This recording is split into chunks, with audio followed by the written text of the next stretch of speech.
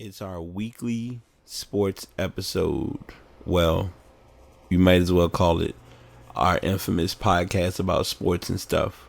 Where on this podcast you get to hear a little bit of information about what's going on in the sports world, what's going on in the video game world, a little bit of the technology information, get a little bit of a music knowledge chat, two of our personal faves that we do on the show, the artist spotlight, and of course the infamous ass of the week. So stick around. You might actually enjoy the episode.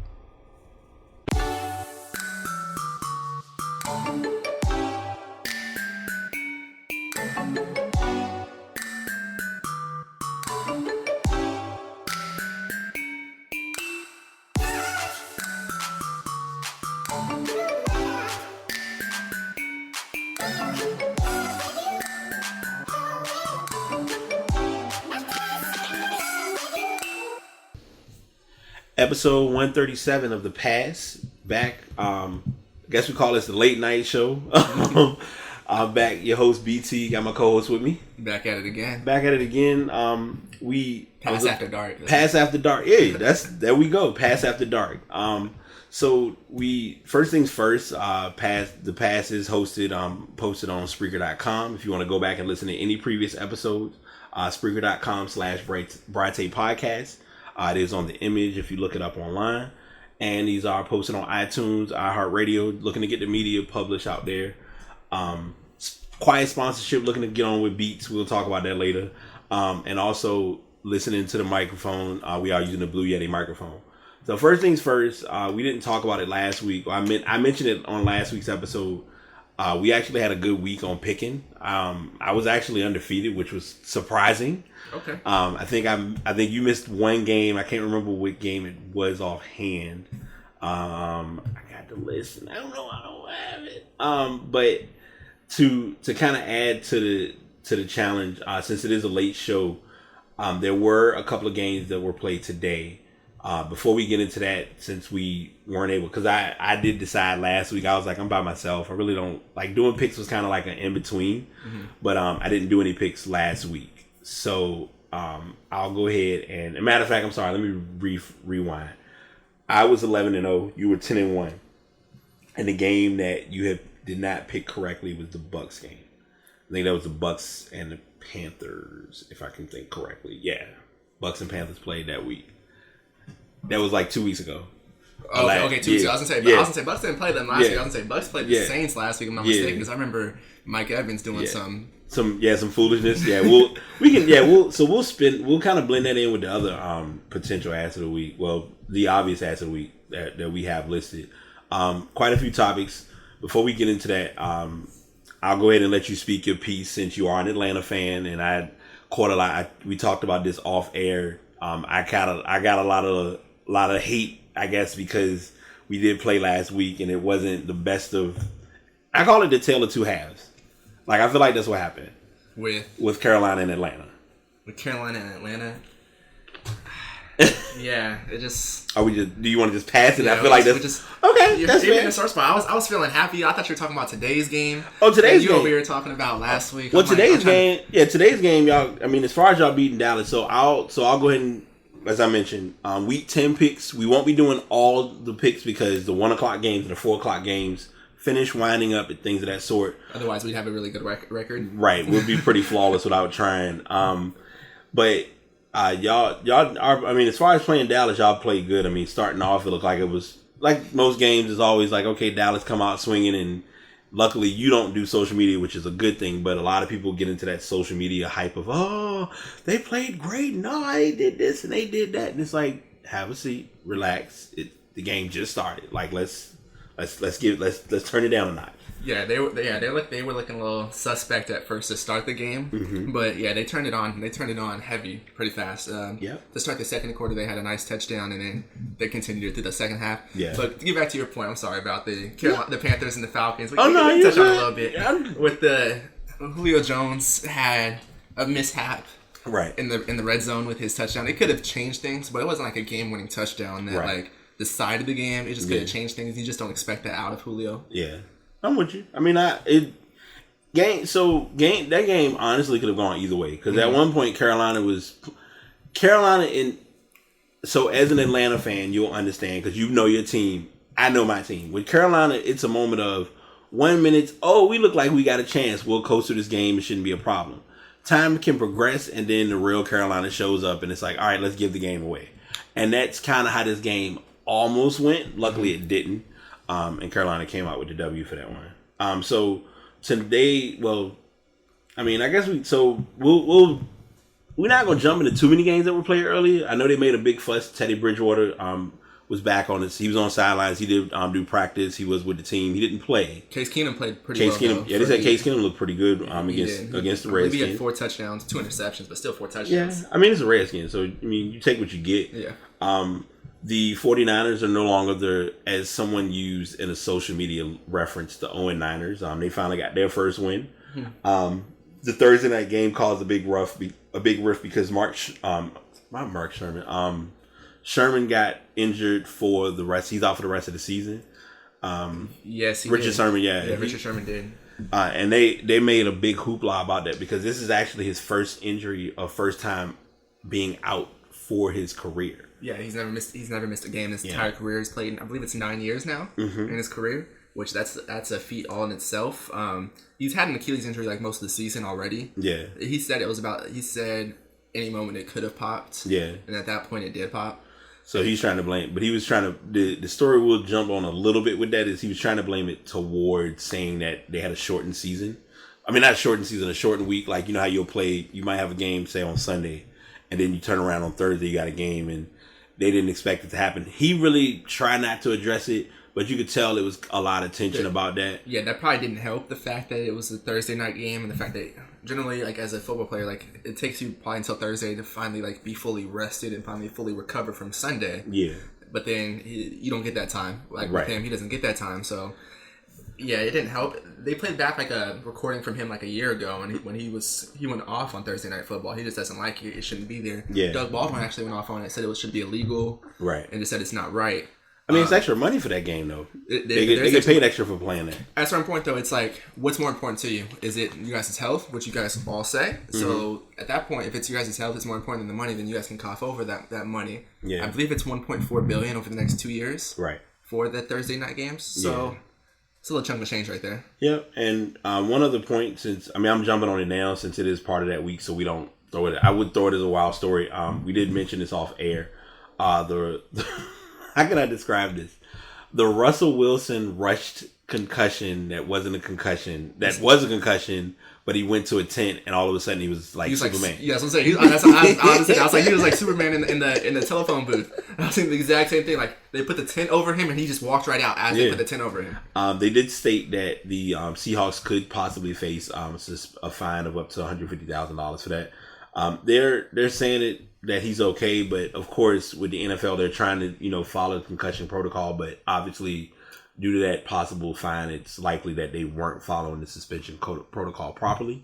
He looked okay afterwards. Yeah. Like, he explained like what happened like after the game. Mm-hmm. Like, and if you look at the hit itself, it looked like exactly what he explained. Like, he got hit like right in the jaw. Yeah. So he was trying to exercise his jaw really. But the ref was like, "No, you have to go to the sideline. Like, we got a concussion protocol to follow." Yeah, and then his team was like, "Do what you want to do." Yeah, pretty much. So it looked like nobody can say anything to him. Like, he does what he wants to do. Right. Yeah, that's true. So now that we've delved into that for about a good little chunk of change, we'll hit the last 2 games that are one's airing tonight and the other tomorrow. The Patriots are going into Mile High against the Broncos. Who you got for that one? Because the field as the field shows, they're running for the Patriots, which, I mean, I get it, but the Broncos don't still have a quarterback. Oh yeah, so by default, I'm gonna have to go with the Patriots on that one. Okay, all right. It's still Tom Brady. I'm still suspect about it though. Sometimes he has rough games against good defenses. Yeah, I mean, so far they've been playing. They've had a pretty good run this year so far. So I'll go ahead. I'll actually pick New England for that game. Monday night game, I mean, you already know. I'm not going to even be funny about it. Dolphins play Carolina. I'm going to pick Carolina. Who's the quarterback for the Dolphins? Oh, yeah, that's right, your boy. I'm going to go with the Panthers. I forgot. You and the Cutler love-hate is so real. So, yeah, definitely I'm going to roll with that. So, we're kind of going to quick segue We're doing this a little early, but we're getting it in now because, like I said, our shows will be on Sunday and it'll be late shows. So we'll have all of Week 11 picks prepped and ready. So these are the games for Week 11. We're starting with the Thursday night game. Tennessee at Pittsburgh. I'm gonna pick. This is a good one. I'm gonna pick Pittsburgh for that one. Yeah, this is a good one. Finally, Tennessee's actually playing well. Yeah, they're leading their division at 6-3. Pittsburgh's at home. I'm gonna go with Pittsburgh in this one, but I feel like it's gonna be a close game. Okay. Kansas City at the Giants. Not even gonna act like I'm stupid. Kansas City should be able to coast through that game, especially with losing to the 0-9ers, or now the 1-9ers. Yeah, Kansas City hasn't been playing too well lately. However, I feel like the Giants are going to help them get back on track with their confidence. Yep. So I'm going to pick Kansas City on that one as well too. All right, and so then we go into the battle of the Floridians between Tampa Bay and Miami. Miami will be coming off of their game with Carolina. It'll be somewhat of it'll somewhat be a shortened week for them. We just mentioned that with the Sunday to Thursday, but in this case it will be Monday to Sunday.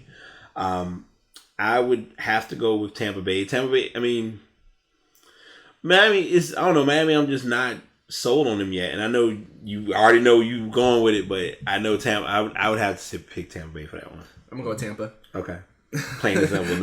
No extra information. Yeah. Then we're looking at Detroit at Chicago. Detroit's been on a pretty good run this year. I will admit that. Chicago, you just, I don't know. It's lost to Green Bay today without Aaron Rodgers. I mean, that says a lot. So I'm going to go ahead and pick Detroit for that one. Yeah, Detroit, if they don't win this one, then I don't know what they're doing right now. Yeah. So I'm going to go with Detroit because Detroit, they look like they're playing better this year. Right. So. Okay. We have the Redskins at the Saints. Should be a good matchup. They're in the playoff hunt with a stronger resume. I'm going to pick New Orleans for that one. Yeah, New Orleans is playing very well this year. They're 7-2, coming off another win. I believe it was a blowout today too. So I'm going to go with the Saints again at home too. Okay. Arizona at Houston. I almost had to make sure. Excuse me. I'm sorry. Sorry about that, y'all. I was sitting here remembering having to make sure that I took into account. I'm thinking like, okay, wait, Arizona won against Seattle. No, I was like, no, Seattle won that game. Houston still has wide out for the season. Clowney's kind of starting to make his come up. They're running, off of their backup QB. Yeah. And I mean, I'll still go Houston for that one. I feel like this is gonna be an ugly game. It's not gonna be a fun game to watch. Right.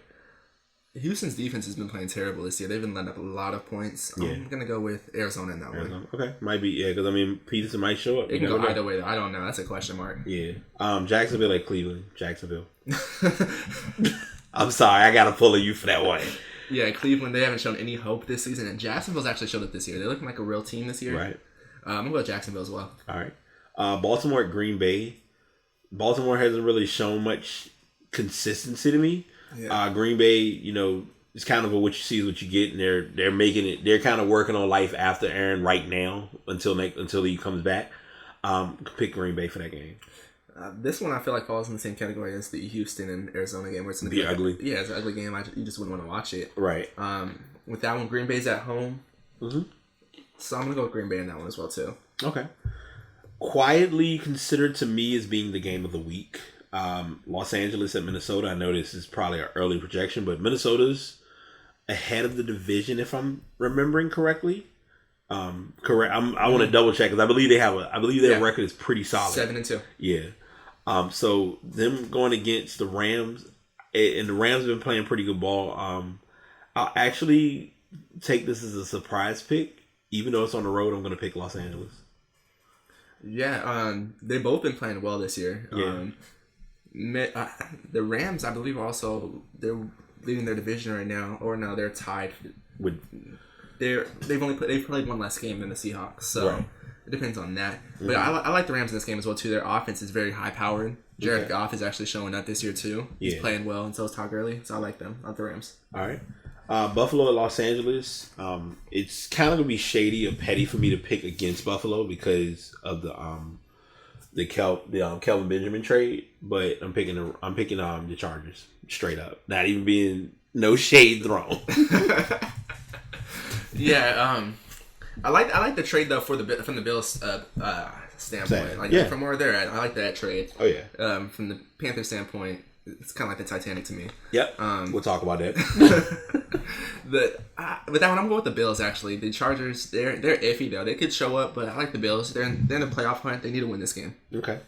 New England at Oakland. New England will be continuing their road trip, which is always a one-off circumstance. I'm actually gonna pick Oakland for this game as a surprise pick. Oakland, I don't know what they've been doing this year. I thought they were bound to be at least in the AFC Championship game this year. Yeah, they've fallen off surprisingly. I'm gonna go with the Patriots in this one, even though they're on the road. Okay. I'm gonna go with Patriots on that one. All right. Denver continues their homestand against Cincinnati. Hopefully AJ Green can do more with his hands other than swing. I'm going to actually take the Bengals on that one because he's kind of like the one big factor on the field. Yeah, the Bengals have been off this year as well, too. Generally, they make it to the playoffs and then just can't find a way to win a playoff game. Right. Now, they just can't find a way to win a game, period. Yeah. Again, the Broncos still don't have a quarterback. Yeah. So that's going to be the interesting game, I guess. I'm going to go with the Broncos. They're at home in Mile High. Yeah, okay. Philly at Dallas is the Sunday night game a week from today. Everyone has been the love. It's almost like a love-hate thing when it comes to this type of matchup because Dallas fans are devoted, but anyone who's not a Dallas fan is going to hate Dallas. Yeah. And Philly is always that dark horse. They've been playing really solid football this year. I'm gonna have to. It's an obvious pick. I would have to go Philly. Philly's been running that division. Yeah, Philly has been running the division. They've been running the NFL right now. Yeah, they beat Carolina, so I can't say nothing. They've been running the NFL right now, for real. Yeah. The Cowboys need to win this game. To be honest, after losing today to the Falcons, right. They need to win this game. Yeah. They still don't have Ezekiel Elliott. Yeah, this would be. I just have a feeling that they may win that game. Actually, they're at home, mm-hmm. and they need to win that game. It's a rival. They may step it up. So I'm gonna go with the Cowboys in that one. Yeah, that would be game 2 of the suspension. Final game, Monday night game, Atlanta, Seattle. I'll let you go first, of course. It's hard choosing with your team when your team's on stake because you. Oh yeah, of course. You know me. I'm and I got a part they had a bye this week, so I can't say nothing. Carolina didn't play. So they don't have Richard Sherman. They're a little bit beat up as well too. Yeah. Their offensive line can't really do much. Okay. And the Falcons' defensive line has been playing pretty well. Claiborne had 5 sacks today, a franchise record against the Cowboys. Mm-hmm. I'm actually gonna go with the Falcons on the road. Okay. Yeah, trying to get a game. And that's the other factor. You playing in Seattle. It's tough. I would actually say based on looking at their balance of running pass, I would actually go Atlanta for that game as well. We still don't know if Devontae Freeman's going to be healthy because he got a concussion today. He's in the concussion protocol. They actually follow the concussion protocol. They're going to follow the concussion protocol. That's what I was about to say. They actually follow it. Yeah. So you did mention it earlier, and we did kind of briefly go over it. We are getting to that point where we start looking at teams and trying to fight for positions and statuses on who's in, who's out, who has no chance. So we'll go ahead and go over the obvious options since I'll kind of do it from bottom to top, and then we'll kind of run into the madness as it happens. AFC wise, I would say Cincinnati, the Chargers, the Colts, and the Browns. It's been real. I would even say the Texans. I'd even go as far as saying the Texans and the Broncos. AFC, the Redskins still have a chance only because of their division. I always say this all the time. Their division beats itself. Cardinals, Bucks, Bears, Giants, and Niners. It's been great. Then you kind of move into that next. You said Packers. You had Packers in that too, or no? It's tough because you look at. You want to see more from Brett Hundley first. I want to see. Yeah, I want to see. I mean, you got it because it's still kind of a measuring stick. I mean, they're above 500 right now, and I mean, obviously, we're on week 10. So if you look at 7 weeks from now, they could. I mean, if they can pull off the right run. Let's say, unrealistically speaking, they won 7 straight.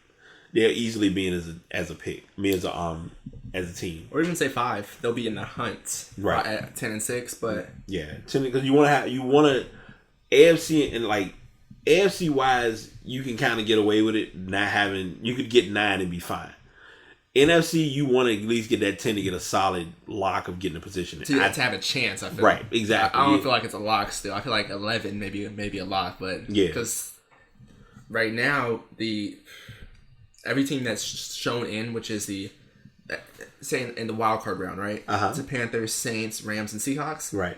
Saints has 7-2, Panthers 6-3, Seahawks 6-3, and Rams 6-2. Yeah. So I'm saying, like, at that point, you have to catch up to some heavy hitters. You got to have a run. Yeah, you definitely got to have a run going. And then, I mean, as far as those who are kind of looking at it as a projected first and second seed, the Steelers have been playing pretty solid in their division. Of course, as I say all the time, the Patriots division is nonchalant because they can kind of afford to give away games as long as they get their 6. Because I know one of their losses was Carolina. I can't think of the other, but the Chiefs. The Chiefs. Okay, so yeah, with that being said, it's like you don't really have a huge hit or harm on them as far as like who they got to beat division wise. Then you look at it. Have been a surprise though. They're in the playoff hunt right now. The Bills actually have been playing pretty solid football. That's that much I can say. They made the right moves, and obviously, just like we talk about it each week, the Jaguars have really been like a surprise come up between the Jaguars. Number one passing defense in the league. Exactly, and I mean, you keep in mind Blake Bortles. We look at it a couple years ago. It was almost like I won't say the NFL gave up on him, but the NFL really didn't look at him as like a huge threat. And now here it is, he's coming in, making his mark, and kind of solidifying himself as like one of if many quarterbacks that's holding his own. I won't say the E word because I hate the term. I have a thing against the term elite. I think sometimes they mess that up. I know they're not applying this to him, but a lot of times when they do this with quarterbacks, it's like it's a gift and a curse because they can either have a great run or it could be a headache waiting to happen. I feel like there are very few quarterbacks that are elite because elite comes with consistency as well too. So you have to do it for a few years. Yeah. And not a lot of quarterbacks have done it for a few years, and you have to still continue to be doing it now. True. You can't just be relying on what you've done in the past. You have to have it as a consistent flow. That's what I think kind of helps because Breeze. That's why I think a lot of people put Breeze in that close to that conversation, if not in it, because I feel like Breeze has always had like a consistent. Statistically, he's held his numbers. Him having the Super Bowl was a benefit. I think a lot of times what's always the fight is, well, it's how many Super Bowls you won, and what have you done like overall. I feel like winning a Super Bowl that's a feat in itself. Like it's hard to win a Super Bowl. Yeah, as we both learned over the past 2 years between Carolina and Atlanta having their struggles. I mean, it's up in the air. It's hard to get there, let alone like finish it off. Exactly. So as of right now, we're looking at it. You have two teams from NFC North, NFC West, if I'm thinking. NFC West and NFC South. NFC South, yeah, I'm sorry, NFC South. And of course, the Eagles are holding their own, and the Vikings are up there. So we'll keep an eye on it. And like I said, in a couple of weeks, we'll come back because I'm not going to do playoff picture week after week. I'll do it like let a couple of games run. What team would you say is the biggest surprise? On AFC or NFC? Both, same. AFC and NFC. So AFC, I would still have to stick to the Jaguars. The Jaguars with the Titans a close second. On the NFC, not gonna lie to you, it'd probably be the Vikings. I really think the Vikings are the surprise team. That's what I was gonna say as well too. I would say the Vikings on the NFC just because they've done it without like a quarterback. Yeah. Generally, they say when you have more than one quarterback, when you have two quarterbacks, you have none. Right. They played with 3 quarterbacks now. Yeah. That's not 3 because Teddy Bridgewater hasn't played yet. But he'll likely in a week or two they're likely going to bring him back on the field. And the AFC South itself has surprised me the most. We're having 2 teams projected to be in the playoffs. Yeah.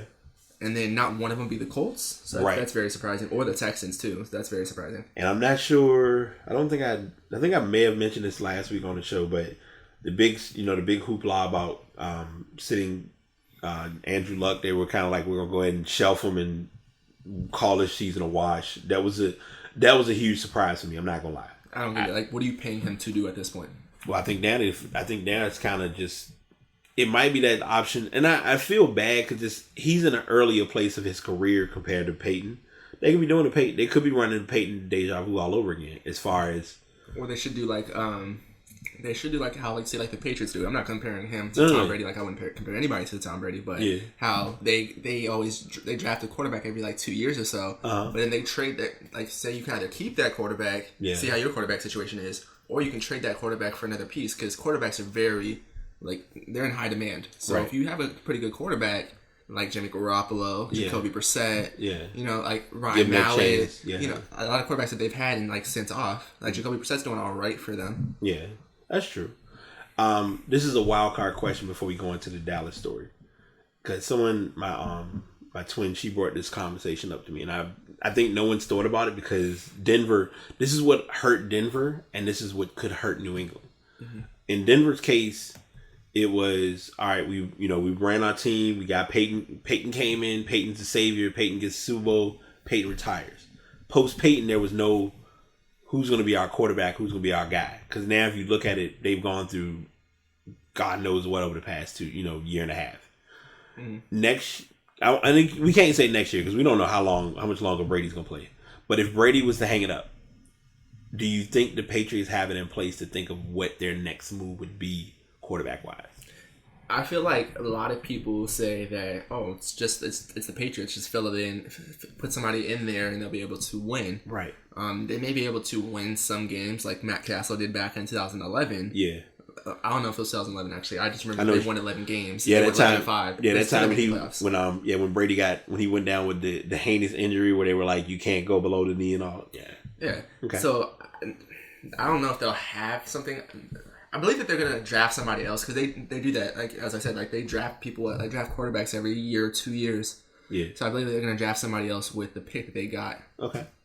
All right. Yeah. And I mean, I really don't have it. I'm not sure what's going to. I just know they can. I mean, the Patriots do good with drafting. That much I will always say. And we're not looking at them like quarterback wise. They get quarterbacks, but most of the time it's usually they're there in the event that Brady is like, hey, I'm not sure if I'm going to be 100%. Or so bring suspended. Yeah. One of the two. So having that preparation of that plan in place benefits the cause big time. So we'll keep an eye on the NFL story. Before we hit the Jerry Jones story, one other story, college football wise. College football had a major shakeup yesterday. 2 teams in the top 4. Yes. Georgia went down. Notre Dame went down. Handily, Notre Dame went down. Yeah, Notre Dame got destroyed. They got blown out by Miami yesterday. Yeah, Miami was out to send a message. That much I did notice as far as that game. Alabama had a little bit of a scare as well too with Mississippi State. I believe they played. Yeah, they almost gave that. I was concerned if they had lost that game, how that could have gone. If Alabama had knocked off, like how would the 4 have turned out afterward? That would have been interesting. I would like to see that as well too. Because then. Yeah, that would have been interesting, but as of right now, they haven't. Everyone's projecting what they think the 4 are going to be, but in the playoffs, usually they bring the playoff presentation again, like I think on Tuesday. So I believe it's like Monday, Monday late night, late night. I believe there's 3 teams that are for sure in it. I believe Alabama hasn't lost yet, so I believe they're still in it. Mm-hmm. Clemson. They were in the top 4 before and they didn't lose, so I believe they're still in it. Yeah. And then Oklahoma's right outside of it, right, with TCU, and then they had a game. Yeah. So I feel like it was either whoever won out of you two, are in the top 4 now. Right. They won. Now we'll see who the 4th team is. Do you think Auburn sits in the running, or does the 2 losses have a play into it? Only way Auburn makes it in is if they win out. That means they have to beat Alabama as well too on the way. Okay.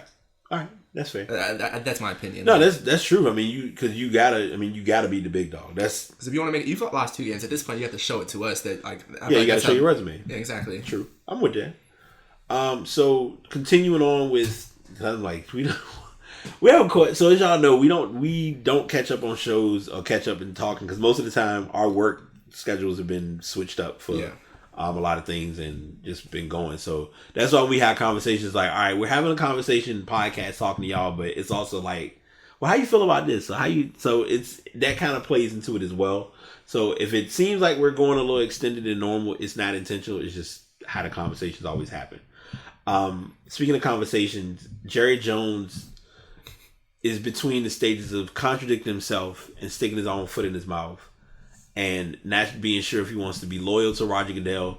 Story broke today related to what Goodell is demanding, which I think was unrealistic. They're saying he wants a private jet a private plane or something as far as his contract negotiation. Because right now, the hoopla is you can buy a private plane with the $200 million he's made in the last 10 years. Yeah, you can. I mean, I have no disagreement with that. I just feel like, I don't know. I feel like this story is getting bigger than what it should be. It's like, I don't see why Goodell isn't likely to remain commissioner and get a new contract. I believe this is like one of the first times this has happened where like a team owner has taken attack at a sitting commissioner. Yeah. Generally, commissioners stay the commissioner until they retire. I'm saying like in all three of the major American sports, in basketball, football, and in baseball as well too. Right. I don't know deeply into hockey, so I wouldn't be able to comment on that. Right. But with those three major sports, I don't believe that's ever happened before. Yeah, because I know even with David Stern did God knows what with the NBA, and a lot of people were and weren't fond of him, especially when the dress code rules came into play and all of that. But he remained commissioner up until he said, "All right, I see y'all. I'll retire. I'll walk away. He made the league better for it too." Right. He retooled the game. I think for Goodell, it's a unique situation because Goodell came in having to, I won't really say clean up anything that Tagliabue did, but he more so was dealing with a different culture of football because it was almost like a change of guard. Go ahead. I'll say like they're trying to attack him for like say like the ratings and like say the revenue going down as well too. Yeah, they've still also made a lot of money, and say ratings and all. TV ratings in general have gone down across the board just because people don't watch TV as much as they have in the past. There's a lot of other sources that you can get like TV shows from and just other Fire Stick, Hulu, Netflix, or just etc. As you said before, in social media, right? You can just go on there and you could see clips of what's happened or see like what's what I mean. Keep updated that way too. So yeah, because if you follow, like in your case, if we followed just the Falcons or the Panthers Twitter page, you get the game because they're going to tell you play by play what just happened, and you're like, okay, if I'm getting that, I don't have to watch the game because you can get that and you can be doing something else while you're doing it. So yeah, there are other reasons behind the ratings as well too. He hasn't properly explained it to the owners though, so maybe that's what they're mad about. Yeah. To blend into that and talk about something that's added, and this still is on this topic. People don't realize this, and I had to kind of step back and understand it. Colin Cowherd talked about this on his show one time, and no one really takes this into account. Here it is, you have Tom Brady, who's 40 years old. When Tom Brady first came in the NFL, this will really put it to you in perspective. When he was playing, like when he first was playing, getting his chances and was behind Bledsoe or whatever, there was no iPod. There was no like smartphones existed, but they weren't even a thing, a thought of they like just like kind of just being like establishing their ground. Mm-hmm. People didn't do like Twitter wasn't even a thought at that time. Yeah. So you compare that era of his living to an athlete, say a Cam Newton, I'd even say a Matt Ryan, like all of your newer, like your current quarterbacks who are in the NFL, and you look at how their culture of the game is, or how the game is played, or how the style is. Everything's on social media, everything's technology. If you do something like, I always mention this time and time again. Kobe was in the beginning of Kobe caught near the end of his career, he caught social media. But his early career, him and Jordan, they had no Twitter. It wasn't no such thing as a Twitter beef like, hey, Jordan is better than Kobe or Kobe's better than Jordan. And now it's everyone does the LeBron and Durant story, but a lot of people don't understand. And you did discussions like that at the most. You might go into a forum, like you might go into a group forum and somebody talk about something. It's like, hey, I like this or I agree with this or I disagree with that. So it's just a turning and the changing of things with sports. For an example of that, say Lonzo Ball, he has a lot of pressure on him just because of all like the media outlet and things of that nature, right? Like say like Magic Johnson, when he was first coming to the league, he didn't have all that pressure on him. No. He had a lot of pressure on him still, but he didn't have that pressure on him because there wasn't that social media outlet that the fans weren't able to communicate with him like they are able to communicate with athletes today. Yes. Like fans could go ahead and just talk as much trash as they want to athletes today, People or say whatever they want to. Yeah, if you have a Twitter, if you are an athlete and you have a Twitter page, you have you're consenting to being called out on whatever under any alias, personality, etc. And I'm like I said, I'm sorry, y'all. I know we normally like stick to stories, but swinging this back to the Jerry Jones thing, I think Jones is still stuck with his older, like he's got that, it's that generational battle of he feels as though this, like Roger Goodell is okay, but Roger Goodell ain't. If you really look at it, Goodell hasn't been in his role very long. He's been in the role, but he hasn't been in the role. If that makes sense. Yeah, definitely, and he's definitely had some controversy in a lot of things that he's done, like say the Ray Rice. What happened with that, and then I didn't hear Jerry Jones really say anything though before when say Tom Brady was getting suspended though. Right. You know what I mean? Like there have been other things that happened earlier this year. He had talks with they have like a little commission of 5 or 6 owners who handle like the money, you could say. Right. And they decide like if the commissioner is gonna go ahead and get a contract. They're the ones who kind of negotiate it with him. However, it does have to get approved by, I believe it's 2/3 of the owners. Yeah. And they're trying to bump it. He wants to change the amount of he wants to change it to 3/4, which is that's tough. Which some owners are like on the fence about Roger Goodell. However, as I was telling you before, with Jerry Jones, like he already has somebody who he wants to take over as commissioner. Right. However, that'd be somebody who's kind of in Jerry Jones's pocket. Yeah. And Roger Goodell was already nice to Jerry Jones as it was before. You know what I mean? But once he did something against Jerry Jones, that's kind of when he's starting to change. That's when the battle came. Yeah, that's true. That's how it's all kind of like got to where it is now. Because a couple of the points that he like talked on didn't really make sense. Like he said, like he didn't like the fact how like Roger Goodell okayed it for 2 teams to move to LA. When Jerry Jones was a part of that decision, like played a part in it, and just in a couple of things as well too. Like say like for his handling of the anthem protest is what people like to call them, but it's really protest for something else, not an anthem protest. Yeah, it's a protest during the anthem. Yeah. But however, Jerry Jones participated in that too, and the way he participated in it was kind of worse, I feel, because his was just a show. Yeah, every time I think about that, I remember you mentioning that, and it's a valid statement because at that time, Jones utilized that opportunity as a personal platform. He did. It didn't benefit because if I'm remembering correctly, the game was in Dallas. Yes, it was. So of course, as Dallas is known for, they're going to do it big. And I'm not like any of my Dallas friends who are fans or whatever. I don't knock you as to who and how you are, but sometimes the team does stuff that you're just like, that could have been done way better, and y'all just. And then a week or 2 weeks later, he said, if anybody kneels during the anthem, you can't play or something like that. When nobody on the team was ever kneeling during the anthem, they kneeled. You kneeled with them before the anthem, right? So I didn't get that. Yeah, a lot of people are trying to stem this into all that's going on with Ezekiel Elliott's suspension, which was, I called it ping pong. Like I ain't gonna lie. I was in between about putting it as a story because I'm like, I don't want to add it as a story and then, okay, he's uplifted and he's playing today. And I'm like, all right, make up your mind. I need to know. They've been doing that for the last couple of weeks. Right. So I think this time it kind of stuck where it was like, all right, we're keeping it. He's going to hold this 6-game suspension. And with a lot of people. It's just 4 games right now, though. Oh, yeah? Oh, yeah, it got reduced? The NFL is slick. Because what happened with the way like the court hearings are at, right? Mm-hmm. The next court hearing is not until December, I believe it's 1st. Right. And this is something like a 3-week span. However, in those 3 weeks, they have 4 games. They have like 2 games really quick, like back to back, because they have the Thanksgiving game as well too in there. True, yeah. So they had it pretty slick where they got like 4 games already out the way before the next hearing. So like say after the next hearing, if it goes the NFL's way, he still has to sit 2 games. If it doesn't, he still sat 4 games. But if they had been smart, he could have just gotten the 6 games out of the way at the beginning of the season. But I get where it's going, but it's like from his standpoint, from Ezekiel Elliott's standpoint, if he's the only one who knows if he's innocent, right? Right. And she should know as well too. Yeah. However, like, so if he's innocent, right? Like he claimed to be, like he said he's innocent. Yeah. Right. At that point, you have to stand up for yourself. You know what I mean? Like you have to. That's true. Oh, the game started. The 8:00 game. They must have picked back up. Now you good. So that's mainly where things stand with that.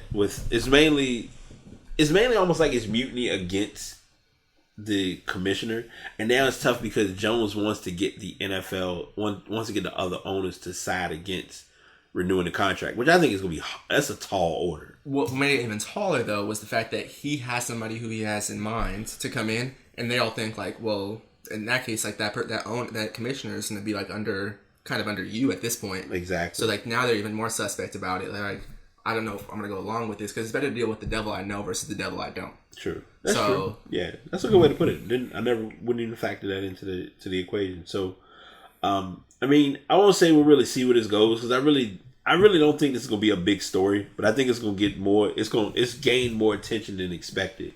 Do you think he will? Because he's also planning on suing the other people who are inside that commission I was talking about. Okay. He's planning on suing those owners as well too. The ones who are involved with the finance side of it. Yes. So which would be Arthur LeBlanc. I know LeBlanc's one of them. He's the leader. He's the leader of that commission. Yeah. So do you think he's gonna end up getting his say and say Roger Goodell's not gonna get his extension after 2018 because that's his last year? He'll get the. I feel like they'll do the extension. I feel like I don't see them bringing somebody else in, even if it's trying to be under Jerry Jones' tutelage or whatever. Like getting the entire NFL to be on board with that.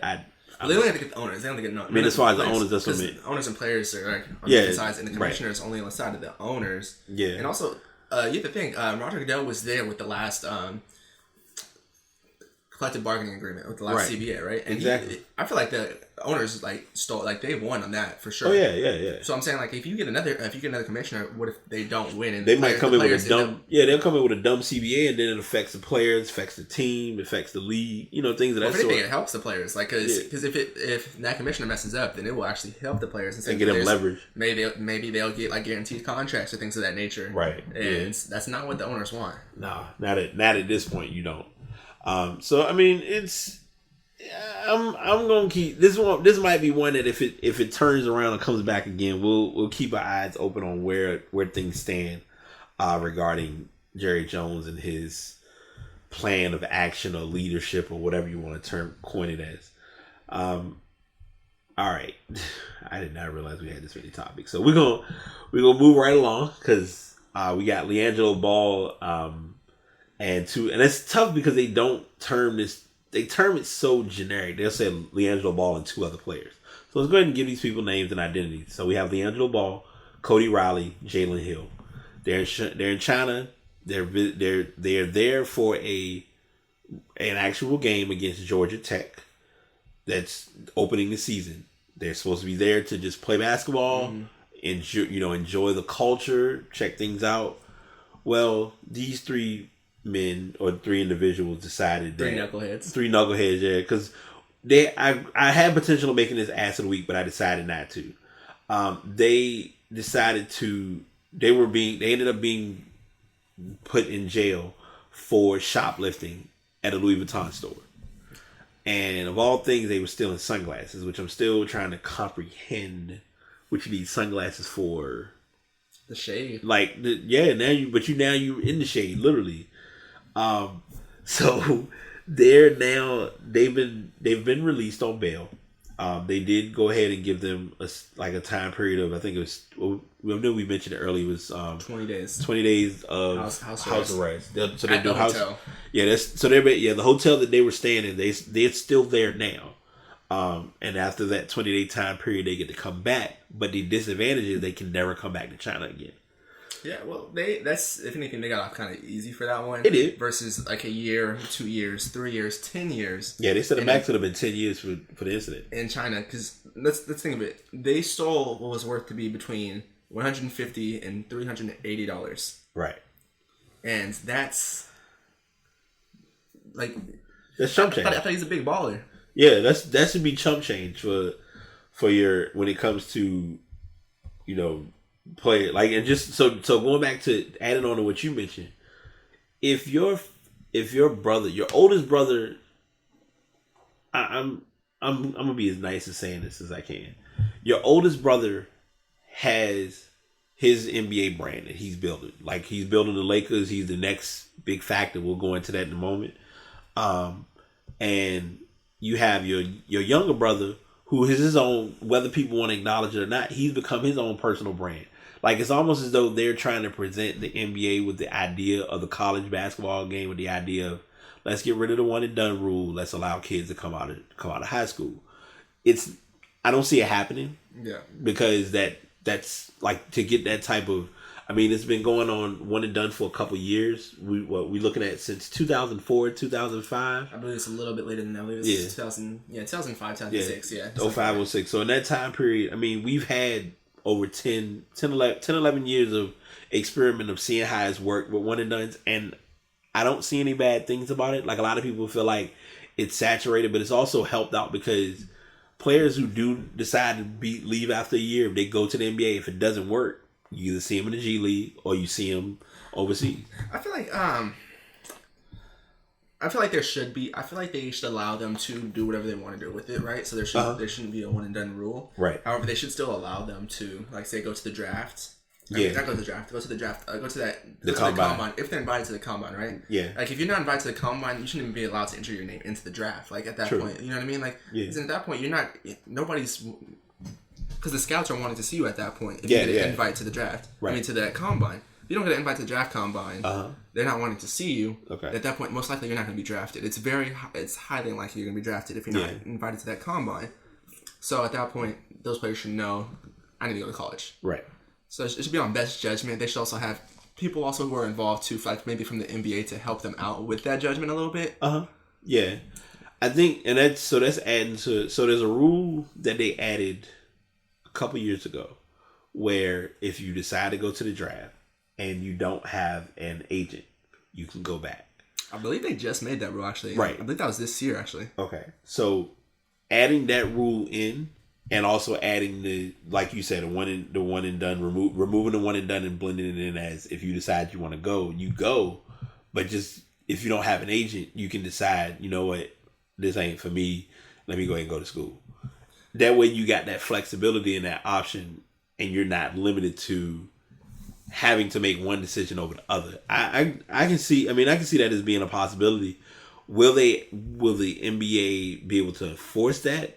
I don't know. Or do it like, I'm not well versed in saying how they used to do it back in the day, but I know that Larry Bird was picked up back in '79, right? 1979. Okay. However, he went back and played another year of college before he went to the Celtics, who he was drafted by the year before. Yeah.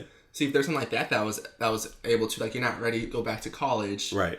It'll be ready for you when you get here, or say like college actually pays them.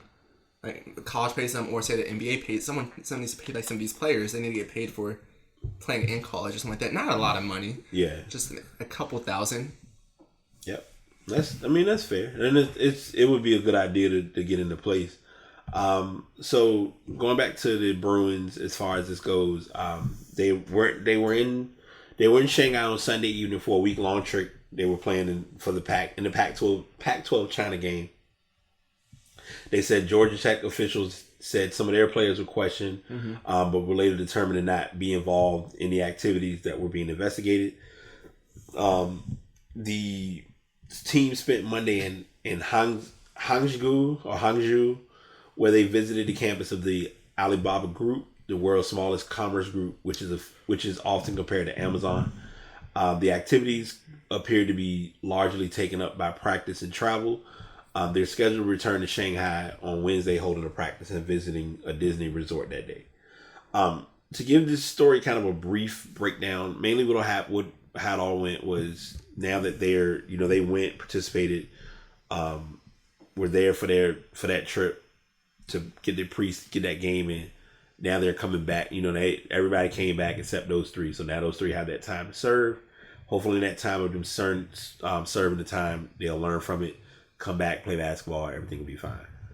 That's the thing, though. When they come back, though, will they be suspended? I believe so. I feel like they should suspend them. Because you just made you made the university look bad. Yeah. Especially because, like, they took you on a trip to go over there as a student athlete to see and be educated, like, in that culture over there. Yeah. And you went ahead and took advantage of that.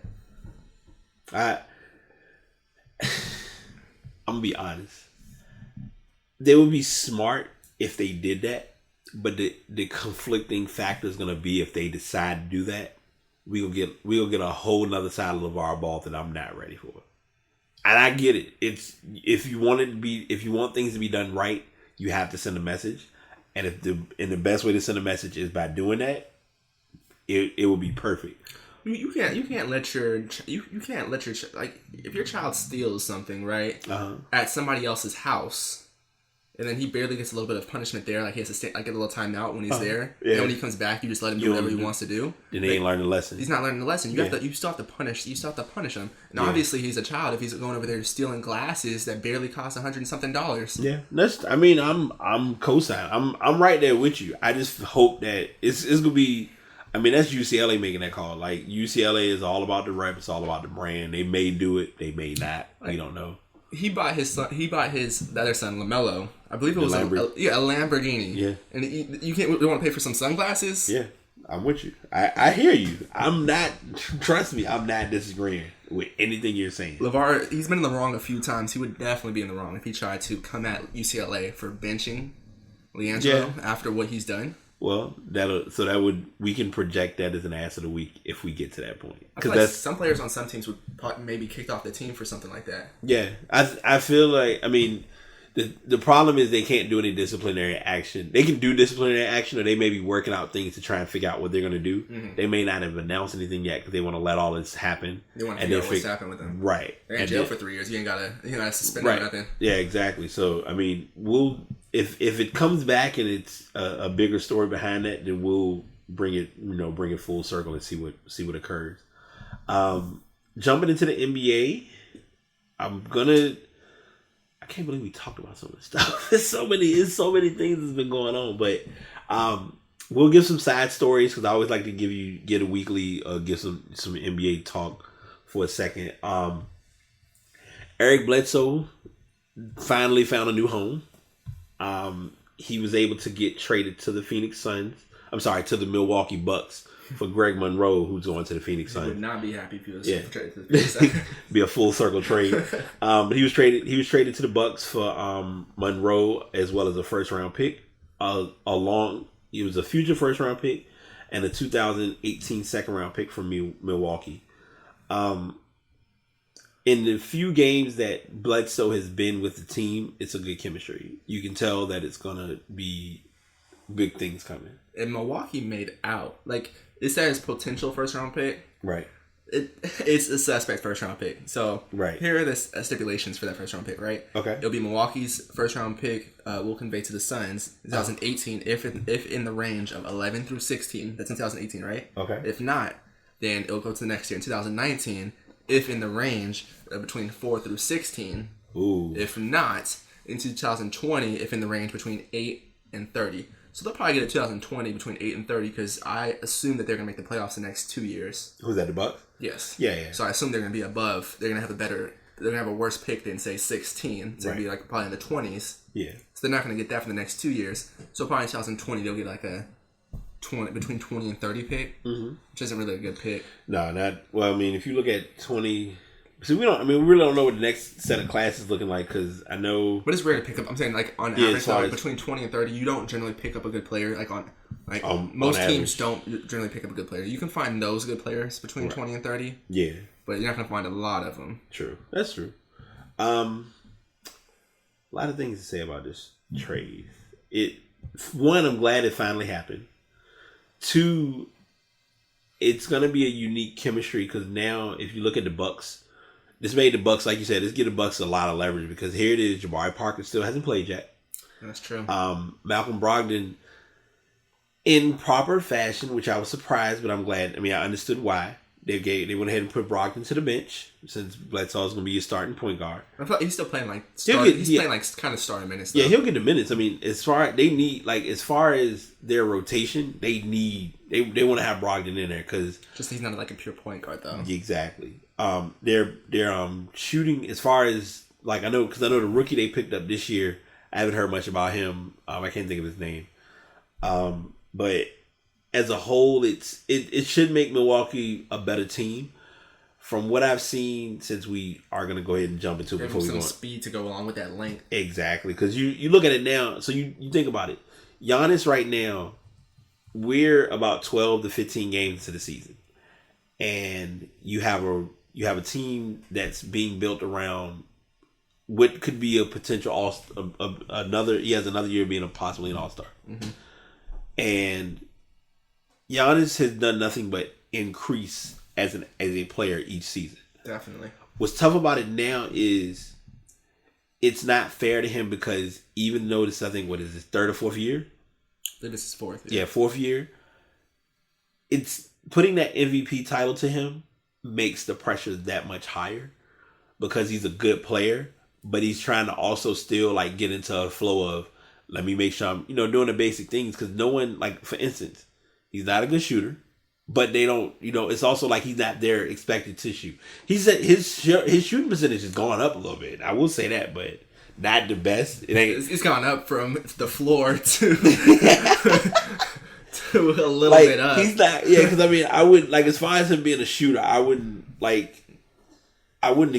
give. He's not my highest player for shooting. If there was something for him to work on, it would be his shooting. Everything else he's done better at. It was DJ Wilson who you were looking for. Okay, their first round pick. He's a shooter out of Michigan. Yep, I knew he was in Michigan. I could not think of the name. Yeah.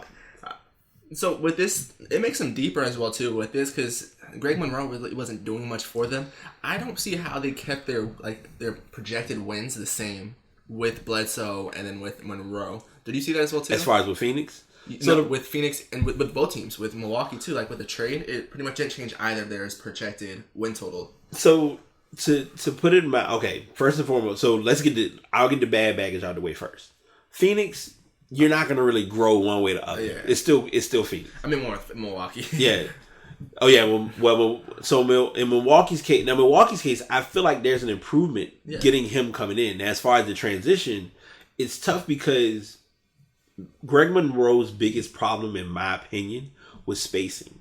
They really didn't know, and this has always been his problem since he's been in the NBA. Because if I'm not mistaken, let's see, I got to go back because I know Detroit. I'm trying to remember where it was before Detroit. No, he was just in Detroit. It's been okay. So Detroit. Okay, so in Detroit had a spacing problem because it was an odd factor, and I'm guilty of seeing this.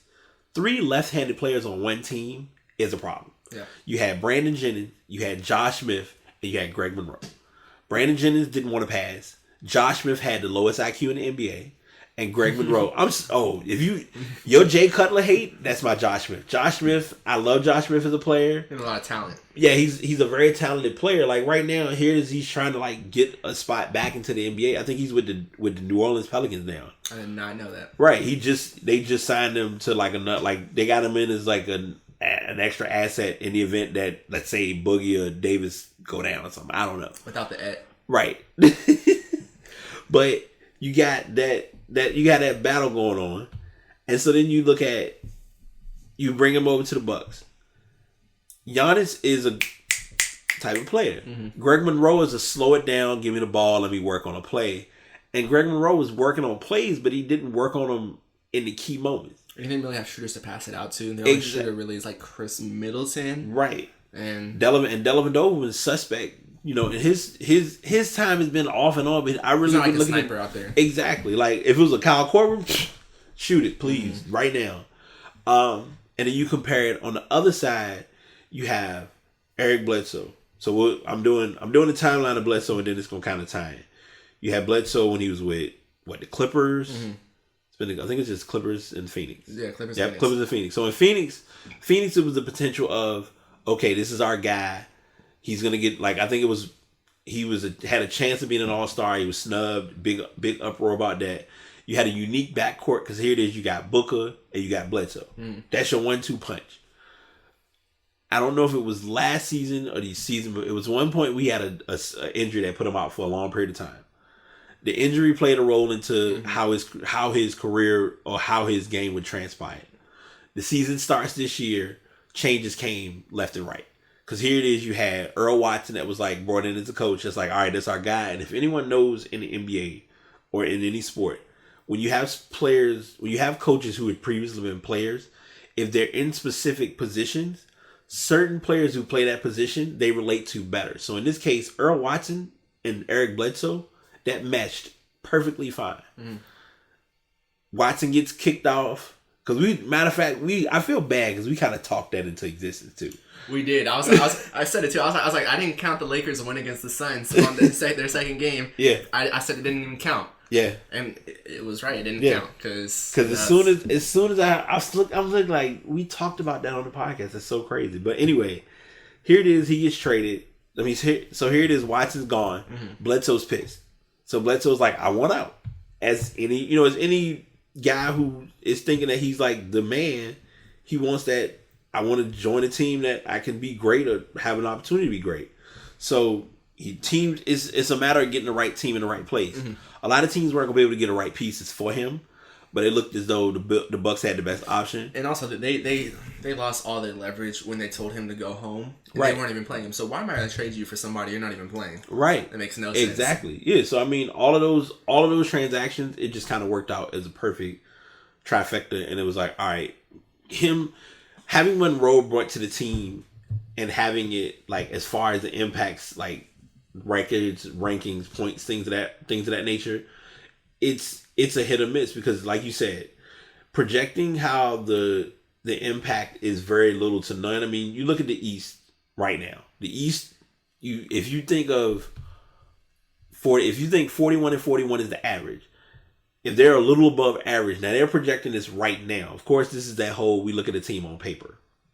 On paper, it doesn't look like it's a big impact, but as they start playing teams and as they start building chemistry, this can change with having Bledsoe, because what's not being added into this scenario is you don't have Jabari Parker.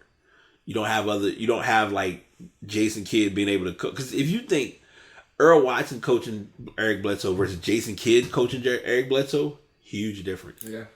So that's how I'm looking at it as far as how this trade's going to play out. I think Greg Monroe, you probably won't even know he's in Phoenix. Right. They may buy him out and he'll probably go to like an actual playoff team and come off the bench at an actual team that's fighting for the playoffs. Yeah.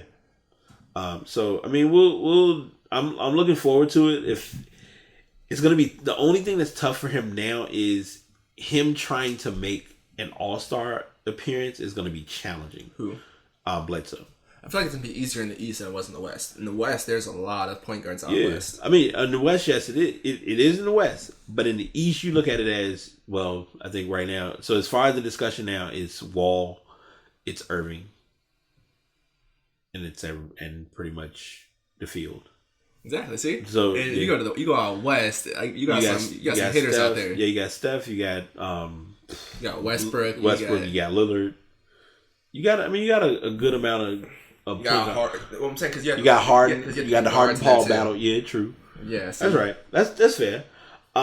Before we go into the Nike talk, because we're at an hour already, which is surprising. I'm gonna try to do this stuff as quickly as and still give information as possible. Hot takes. Yeah. Well, so NBA. So no, you good? Y'all go through them quick. This happened. This one. We done. So the NBA, to kind of give an NBA whirlwind. Cleveland's declining. Boston is trending, which is surprising because Boston actually is continuing their win streak. They won a game today without Kyrie Irving. They're thinking he's going to be playing in the mask, so that should be fun. But definitely. That injury was very unexpected. The Thunder, the chemistry is not there yet. Paul George went off the other day though, but yeah, the chemistry's definitely not there. They're playing ISO ball, like your turn, my turn, your turn, my turn. Exactly. And they're shooting a lot of jump shots. You're not the Splash Brothers. You can't just run out on fast break and run to the 3-point line. You have to go in. Yep. Maybe Carmelo, because he's used to that, like dribbling up and pulling for three. Yeah. But George, you gotta take it to the right.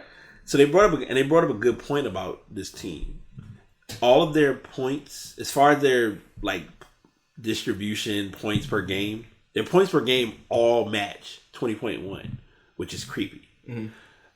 It also plays, and then some. Then there was another point brought up of, if you look at how they play, Carmelo, like you said, Carmelo's on Anthony Allen. He gonna be out there and do whatever he gonna do. Paul George, whether we realize it or not, he's trying to fit. He's trying to fit, and then most importantly, he's a huge thinker in basketball. When he was in Indiana, you didn't see it a lot, but he thought about a lot. He thought as he was playing, and then you look at it. He had the ball in his hands too. He was used to having the ball in his hands. Now he doesn't have the ball in his hands, so it's very different. Like imagine LeBron. LeBron can't play off ball. I'm not comparing them to, but LeBron can't play off ball though. No, that's your toughest battle. Then you look at Westbrook, who is, I'm out here to get my points, but I'm also out here to make my teammates better. I feel like he's doing a good job of trying to help that. I feel like the coach needs to do a way better job though as well too. Like Billy Donovan needs to do a way better job, like making some plays so that they're all being involved. Right. Like if you look at compare them to the Warriors, right? Or just say those three, like they have a way of like not worrying about like him getting his shot or him getting his shot. Yeah. We'll play within the flow of the offense, and whoever's open is going to take that next shot. Yeah, that's true. I was gonna make another point, and it's something that ties into it. It's tough because you have these three, like everyone's forming it's the new big three trend. it was we go back to everyone keeps putting it into when the Heat did it a couple years ago. I say Boston did it first. Right. You got Boston, and you could even go further back as far as it was already made. But I mean, you had the Lakers teams doing it back in the day. You had the Bulls doing it. The Bulls had. I mean, you look at Pippen, Jordan, and Grant. Who was stopping that? With Dennis Rodman in there too. With Rodman, Rodman having his run in there. Like you had those threes. So you got those guys that come together. Yeah, like it runs, and now it's all right. We're trying to build this team. Chemistry we'll get with time. We'll play a couple games together. We'll do some practice. We'll get in the flow of it. But then when the ball goes in the air, it's a whole nother ball game. Like right now, even though the Spurs have a decent record, they still only have Kawhi back. Yeah. They're still waiting on Kawhi to come back. I think Parker should be back in a few games. It's so many different pieces that we don't look at or don't factor in with different teams as far as like how they look for their future or whatever.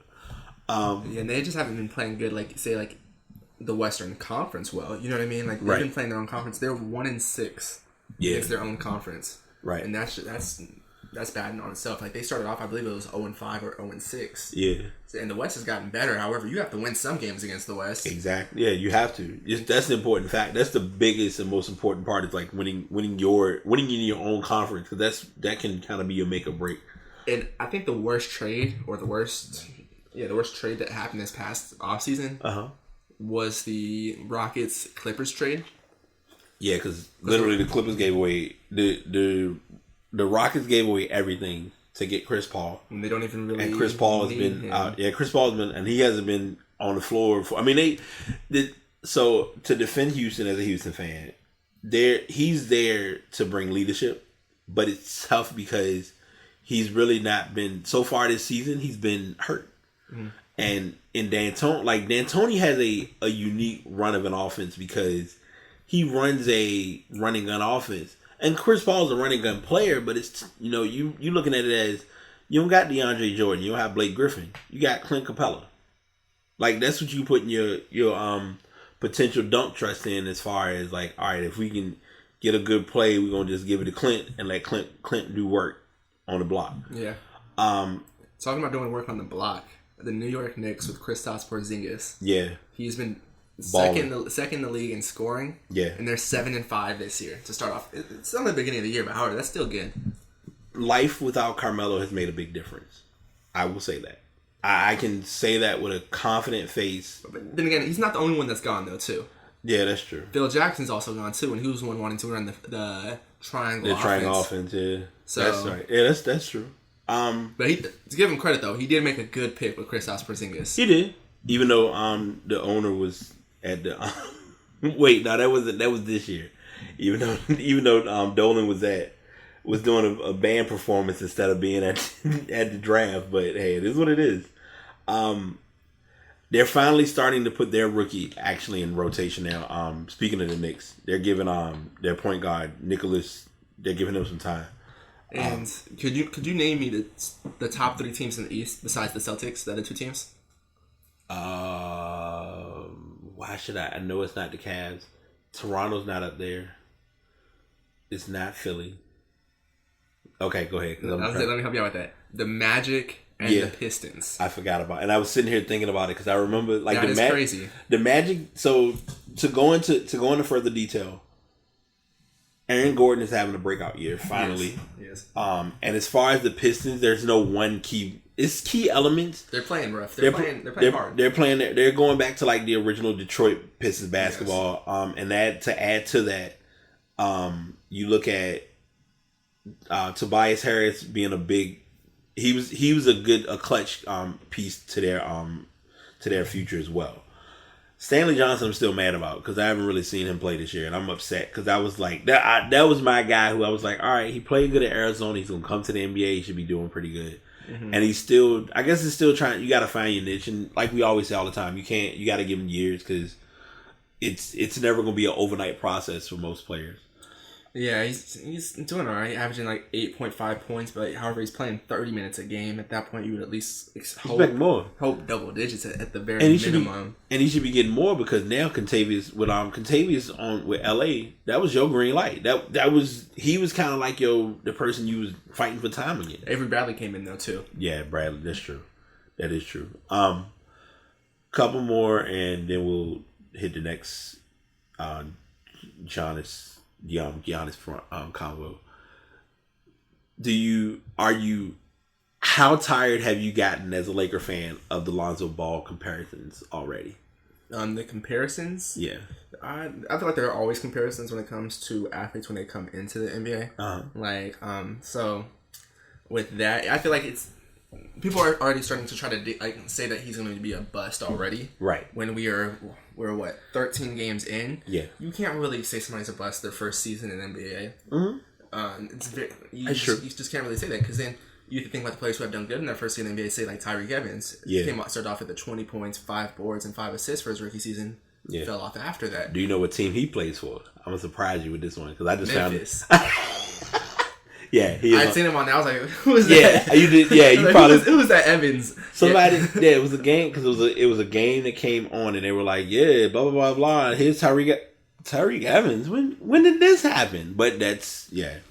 But yeah, continue. I'm sorry. And also, he's a pass first type of player as well too. So you need players around that. Yeah. Like you need scorers around that.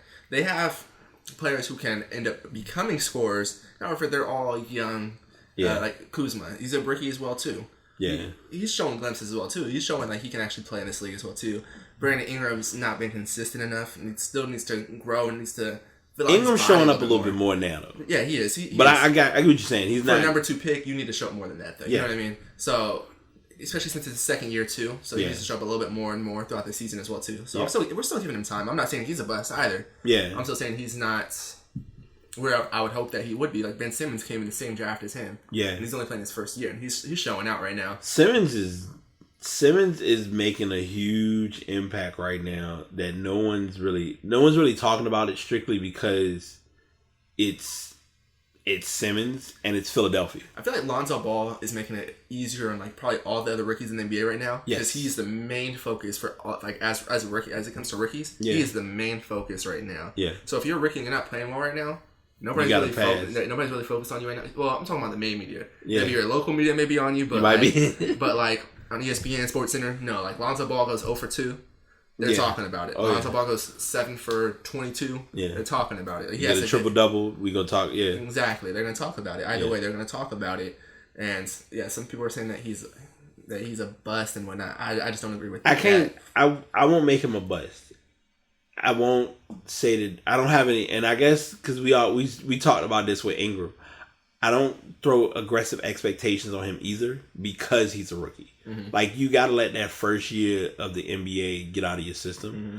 If you look at it, his first game of the season, they played against the Clippers, and literally Patrick Beverley made it clear, like, welcome to the NBA. Yeah. And he handled it fine. I wasn't expecting him to win that game. I'm going to be honest. But on the same token, for what he's able to do, he did his job. I think what's tough about it is, going back to what you said, the NBA, and it's the media presentation. The media is so on, we expect him to attack. He's not if you look at his personality, attacking is not what he does. His option is, if somebody's open, I'm going to pass the ball. If I got a good shot, I'm going to take a shot. Most of his dominant plays as far as like from high school highlights, his high school highlights were a lot of jumpers, but he also had a lot of plays where he just drove on guys and just took it to the basket. That's because also that's high school. But the size, that's what I was gonna say. It's also the size comparison of these are guys that's in high school. Some of them are at the best of their school or kind of mediocre at their school, but then in the NBA, it's like people don't realize it's cream of the crop there. Best everybody 40 players in the world. Yeah, everybody's the best and everybody's coming for you. We did a group chat, and then I'll talk about Giannis. I asked everybody in my sports group, who's going to be the hardest test for Lonzo. Some people gave fun answers. They were like Lonzo himself. I was like, okay, whatever. And somebody brought up a name. I forgot all about it because they haven't played him yet. Westbrook. That's going to be an interesting matchup. I'm not going to lie. I definitely, if it's a TV game, I definitely want to tune into that one. Yeah. Lonzo, his foot speed, he's not quick enough to stay with Westbrook. However, nobody is. Right. And yeah. That's going to be an interesting game as well, too. I was talking to actually one of my coworkers with that as well, too. Yeah. He was saying that he wants to see him, dunk on Westbrook or something like that so, everybody can shut up about it. Yeah. However, but I was also thinking about, because Lonzo, he's not, a big player either. You know what I mean? No, he's not big. He's not super athletic either. For point guards, he's not even athletic to a certain degree. You know what I mean? Right. He's kind of and it's kind of a tough comparison because Steph isn't really athletic. That's what I was thinking too. He's a little bit more springy than Steph. Yeah. But he's still the same athleticism level as Steph because they're both not very athletic. You know what I mean? Yeah. If you put them in a gym with a couple other people who are not even in a pro athlete, or just say athletes. And you didn't know who they were, right? And you were just looking at their metrics. Yeah. They'd probably be similar with a lot of other people who are just athletes. You know what I mean? Yeah, because they'll be kind of like a quiet, okay, I got my shot off. I'm playing here and there, doing a little bit of work. That's it. Yeah, so I'm saying he plays kind of how LeBron is without the scoring. You know what I mean? Okay. Because he's not the same scorer as LeBron just because LeBron will get to the hoop when he wants to get to the hoop. Exactly. Nobody's stopping him from that. Yeah. And I'm saying his other statistics, his assists, his rebounds, those statistics are kind of similar. You know what I mean? He gets assists and rebounds. He's not always going to get points. Yeah, that's true. And I mean, I think it's just giving him a chance and just being patient. Everyone's looking at this as we need results. We need production. I'll say this and then I'll go into the Giannis conversation. Every team in the NBA can't be undefeated. Bottom line. Some teams have to lose. The tough part is because of how the NBA parity is, some teams lose more. Mm-hmm. Some teams win more. And it's just a matter of how the trend goes. We talked about it at the beginning when we did the NBA talk. We're talking about the Celtics right now having a good run. No one said anything about the Wizards kind of being in the conversation but not really making a whole lot of noise. No one's really said anything about how horrible the Mavericks look despite Dirk making it clear that Father Time is winning. No one's talked about the fact that the Kings suck. Yeah. The Kings are horrible this year. But it's because... De'Aaron Fox, though, but yeah. Right, De'Aaron Fox is playing great basketball, but it's tough because now you're looking at a full and official season post DeMarcus Cousins. Yeah. This is what you got. It was all right, y'all thought DeMarcus was the problem. All right, DeMarcus gone, now what? And to get back to your point about how people are going to be coming at, say, Lonzo, I feel like that's also going to make him grow up faster as well, too. When you have people coming at you, night in, night out. Yeah, they're coming at him they're playing against the Warriors or something now. They're I'm saying each point guard. I'm not saying the rest of the team, but I'm saying each point guard's coming at him they're playing against the Warriors or something right now. Right. So it's gonna make him grow up faster. If they're playing playing against you with their 100%. Yeah. You're gonna be able to play better. Later on. Yeah, that's true. That's a very valid point. Do I want to just make this a brief story? No, I'm just kidding. Giannis is taking his shoe talents to Nike. We talked about this on a podcast a while back. What his story was going to be as far as what option he was going to go to. He's decided that he's going to stay with. He's re-signing his deal, a long-term deal with Nike. They addressed that one of his signature shoe for him is coming out. They're really. I mean, the story I have is kind of basic for it, but it was kind of everyone was just trying to figure out what his next option was going to be because a couple of months back, it was shoe companies were coming at him and saying, hey, what shoe are you looking to do? Who you want to join? Kind of presenting different things to him, and he decided to stay with Nike. So he re-signed with Nike. I believe we talked about it before. There was somebody who came with a full truck of shoes. I think it was Adidas. Actually, I thought it was Adidas too. Yeah. So it just confirms it. So Nike signed him. They probably got his name right. There was a story about them not getting someone else's name right, and that's how they lost the person. So that's an interesting story. And I can't believe how. Yeah, I do remember that being maybe they didn't get his name right, but then again, who does get his name right? So. Right. Yeah, and I mean, and it even works out to their advantage. One last point, because I do want to remember to address this. The NBA might be working on something, which I hope they do, to fix the torn jersey issue. Yeah. Because I think it's been about 3 or 4 jerseys so far. At least 5. Yeah, it's been up there as far as the amount, how many jerseys have been ripped during game. It was one game. Matter of fact, we talked about it earlier with Ben Simmons. They were playing against, I forgot what team it was, and no, it was the Pacers. And Deshaun Stevenson had pulled, I guess he pulled against him and did something. and somehow the jersey just ripped on the side. And literally, you see Ben Simmons talking to the referee in his Under Armour shirt. They didn't call a foul on it too. Right? Like, how's that not a yeah, foul? like you don't see. I don't have a jersey on. Like, there's a reason I didn't get, like I'm not wearing this just for show and tell. It also happened to LeBron and then Draymond Green. With the quote unquote fight. Yeah. But yeah, it's been going on quite a bit. So they are looking to get like a better quality of jerseys. Hopefully with this, because I mean we didn't step up their game. Yeah, because I mean Adidas didn't have this problem. Yeah. I'm just something to think about. So we are doing our segue, and usually every time we go into the segue of stuff is usually shorter, and there's no exception to that this week. And this isn't going to be rushed, but it is kind of like a simple breakdown. Twitter has doubled their conversation. So to give a Twitter backstory, I think Twitter came out in 2007 or 2008. It's been out for a couple years. I may find this usual, like this is where the co-host cheat code comes into play because I'll forget. But Twitter has always been known for having 140. March 2006. March of 2006. Okay, so March of 2006, Twitter was on the scene. I joined Twitter, I think in 2009. No, 2008. I'm sorry. Mine is to be determined. Yeah, to be determined. Hey, I tell people all the time, Twitter. When I first did Twitter, I didn't think it would be all that to me. But now I find Twitter to be entertaining, but it's random. Like it's less like a lot of people. And then the other fact is, if you're not a big everybody don't mess with social media, which I get it.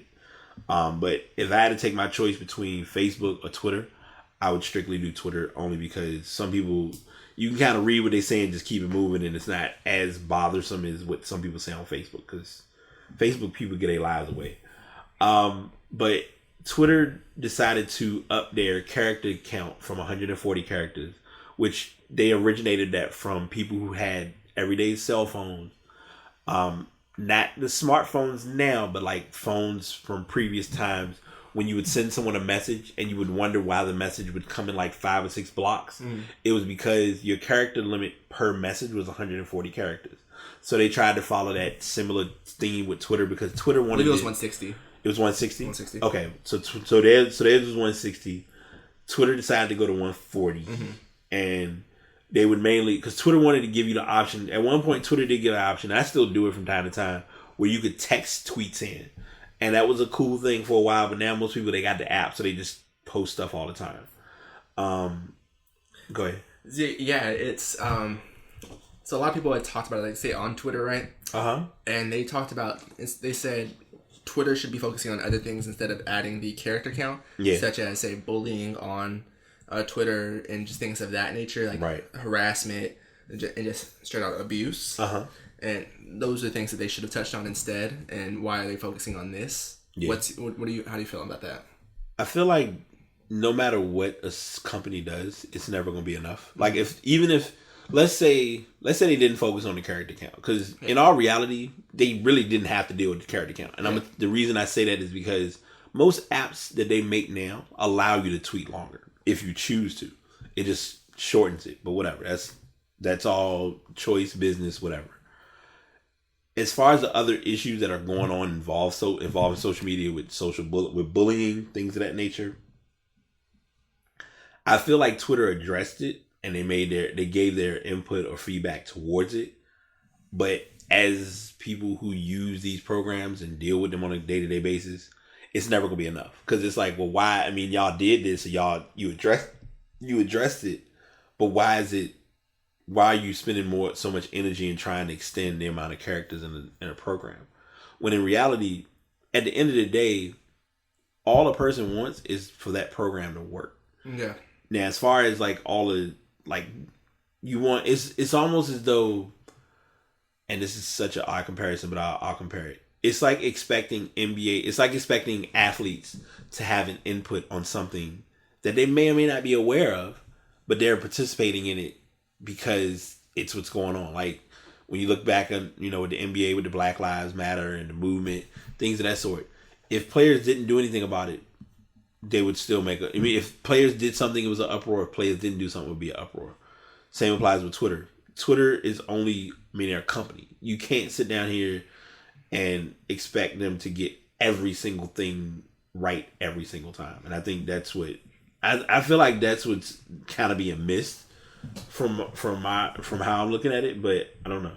No, I definitely feel you on that, and it's possible they all are also working on programs for, they say, the bullying as well as the harassment and the abuse on there as well too. Right. There's a lot of people who are actually on Twitter, so it's kind of also hard to filter those out as well too. Yeah. And I don't know. I've been on Twitter. There are ways to report that as well too. Yeah, there should be, right? It is. Because I mean, it's just like if you see anything and it's being addressed, you are mainly people don't use social media. People don't use smartphones for that matter to its max potential. There are options that you can go in. If somebody says something or it's something you feel is offensive, you can respond to it accordingly by either saying, "Hey, I feel like this person should be reported. I feel like this is a problem." How the social media part handles it, it's kind of off of you and it's on them, and that's where it kind of turns back to what Twitter has or hasn't done in regards to kind of like damned if you did, damned if you didn't. Exactly. So. Yeah. I feel like everything comes with time. I mean, Twitter just took on a big risk as far as now any like live events like basketball, well not basketball, football. I know Thursday night games, some hockey games, they'll show them like the live stream on Twitter. You can actually watch it. So I mean, it's those. We didn't say anything about those things though, but this is something that's more important. But I mean, in all fairness, they'll get it together and be able to learn what their priorities are and what they should or shouldn't work on. Yeah, and I didn't really get the point of it as well too, because they said about 9% of tweets reach that max capacity of the 140. Yeah, and then they said now with 280%, only about 1% reach that max capacity. So you're talking to a group of what, 9%? Yeah, you're mainly. So what happens is think of it like this. If I have 500 followers, everybody. Now, first and foremost, and I'm gonna say this because this is the problem this is what social media gets right, but also gets wrong. People have a short attention span. Mm-hmm. Bottom line. So if I'm tweeting something that's 140 characters, if I only tweet 12 letters, you might read it and it might stick. But if I send you something that's a 240, it's like, let's say I send you a text message and I just say, "Hey, I'm on my way." You'll get that and be like, "Okay, cool." Versus somebody who sends you a long paragraph of a text message around the corner and just this, just today. Yeah, and they're giving you all this detail, and you're like, you didn't need to say all that. All you had to do was tell me I'm on the way. And it's how the person's attention is. Same applies with Twitter. Some messages and some information is read. Some people put a lot of information, and it's tough because and also I'll say this before I go into the next topic. Talking about, like, when it comes to doing a podcast, for instance, like, I think I've mentioned it to you, promoting and getting the information like, "Hey, check out the podcast, come check out the podcast," put information. I can promote that on everything. I can put it on Facebook, Instagram, Twitter, Snapchat, whatever. Even with me putting it out there, if it's not reaching the masses that I expect it to reach, I'm only able to do what I can. So it's a matter of how it benefits, as far as going back to like what you said is, if doing that 1% versus that 9%, am I really gaining or losing? It depends on the target audience. Like, some audiences you can reach the masses. Some people, like somebody. This is a worse example because he would have been perfect ass of the week. Tyrese, when he had his like emotional moment, hundreds of thousands of people were touched by a video that he posted. Mm-hmm. He could have put that same message in words. Some people probably wouldn't even have read it, or they would have read it and gave a lot of anger and frustration, which a lot of people did, even with the video. Yeah. So it's how it's perceived or how it's broken down. Mm-hmm. So now Xbox One has a new sheriff in town. It's called the Xbox One X. Before you ask, because you probably won't, but you probably know me, I don't have it. Do I plan on buying it? Absolutely not. If I were to buy it, it probably won't be for another 5 or 6 years. This recommends that you do buy it. Which one do you have right now? Believe it or not, I have the original Xbox One. Oh, I don't have the S, because the Xbox One S came out, but I didn't touch it because I already had the Xbox One. There was no point in like switching that quick. They are mentioning that it's recommended to have it. Challenge is You have it. I don't have it. I don't have a 4K TV. Yeah, it's not even just a 4K TV. It's a 4K TV with, I believe it's like HDR on there as well too. Right. And see, if you don't have those things, like it's certain specs you have to fulfill to really get the full gist of what the Xbox One X provides. And that's where it doesn't. That's kind of where the red flags come in for me. And then the other side of it is, I stream once in a while. Every so often I decide, I'm going to turn on my Xbox. I'll do some live streaming. So if I'm streaming a game and I'm trying to send it to other people, if I'm playing my game in 4K, number one, I could stream it out in 4K. But if I'm streaming it to somebody else in 4K and they don't have a 4K TV, where's the benefit in me, going that far?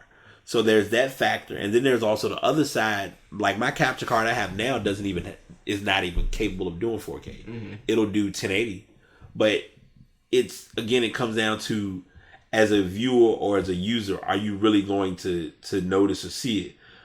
They do have a video that a kind of a still shot that kind of compares HDR versus no HDR on the Kotaku page. And if you look at it, I mean, in all fairness, a game without HDR versus the game with HDR, you see the difference there. But as an end user, like this is probably gonna be the old man in me talking. Do I want a good game? Do I want a game that looks crystal clear, crisp? Yeah, to some extent I do. But do I want a game that's going to play good? Yeah, I would rather have a game actually play good than to be... And it's a very minor difference as well, too. Exactly. It's more like the background looks better. Right. However, the background still looks good in the no HDR in this one as well, too. That's what I'm... Yeah. And compare this to games, say, like 5-10 years ago, when the stands were just specs on the screen, to now. Yes. It's just a million times, say, better. Yep. But either way, are you really focused on the fans, or are you really focused on what's going on? Are you trying to play? Yeah, are you trying to play FIFA? That's kind of the comparison. So to give a brief breakdown of the specs, and I'll do this in reverse order, and then I'll give the general information. The system itself is $500. It has the x86-64 2.3 gigahertz 8-core AMD custom CPU. It has 6 teraflops, which to some people don't mean nothing. 12 gigabyte memory. It has a 1 terabyte hard drive, 4K UHD Blu-ray drive, which some people don't even watch Blu-ray movies. You know what I'm saying? Like those are things that you have to factor in. As far as the input or output, you have your power, HDMI out. HDMI has 3 USB ports, which is 3.0. For some people, they wouldn't even notice that difference. You can plug in normal with a direct plug, or you can do wireless, 2x2 wireless Wi-Fi with Wi-Fi direct. The system itself weighs about a little under 10 pounds. As far as the systems go, it's the smaller of the 3 Xboxes. Like I said, as far as... How much do the systems weigh? I know I want to say my regular one might be a little... If I'm, like, based on the size, because it still probably is under 9 pounds. It's probably like 9 to 10. Yeah, but you wouldn't think of... Did this one say 10? Huh? Did this one say 10 pounds? This says 8.4 pounds. Oh, okay. Yeah. I was going to say 10 pounds. That's still kind of heavy for a game set. I feel like this would be a better system to come out, say, like when they're when TVs in general, are mainly like 4K TVs that are out, like when that's like the main thing coming out. When it's not, like it's like, see, like with HD TVs, like that's like the main thing that people go after now, right? Yeah. So like now it makes sense for like anything that has HD, but with 4K, not everything's 4K. Everybody's not pushing 4K at all. Like I'm not, and I don't take anything away from the 4K concept. Like I want to state that first and foremost. But I also want it to be clear, getting 4K is not everything, especially if you don't have the equipment to do 4K. Like if you, like for instance, having a 4K TV but not having 4K cable, what's the benefit? You know what I'm saying? I got you. That's how I look at it. Like, don't get, like, I guess I'm looking, because when I know, like, my TV now is almost 2 years old, almost 2, if not 2 years old. When I bought the TV, at the time, I was like, oh yeah, I got my HD TV, 55, can't do nothing. The guy in the store was pushing me hard about, I want to say it was a 4K. And I was determined. I was like, no.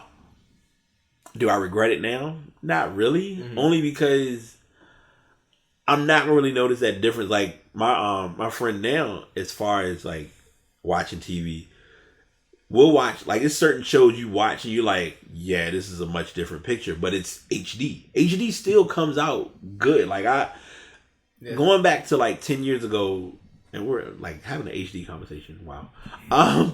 Going back 10 years ago, you look at, HD being a new thing, and it was like, okay, you watch the game in like if you watch the game in standard definition, the grass looked like it was just there. Mm-hmm. Now you watch a game, you can see like if somebody's feet inbound, you can see what color shoestring they got on, like what the pictures say on the side of the shoe. You see the turf come up too. Exactly, yeah. Like it's things that you really wouldn't see as much than what you saw before. And I'm segueing aggressively because I don't want y'all to run away because this is like so much information. Call of Duty made its appearance last week. Yep, last week. And it caught a lot of attention. So as y'all know with me, I'm always paraphrasing when I do stories. It's not intentional. It's just kind of the breakdown. A lot of people do not know how to feel about Call of Duty World War II. Because everyone had this expectation. When it comes to the Call of Duty franchise, everybody has looked at the past couple of years as you're in the air, you flying in exosuits, and that was the greatest thing in the world. And they've gone from that to, as most people call it, feet to the ground.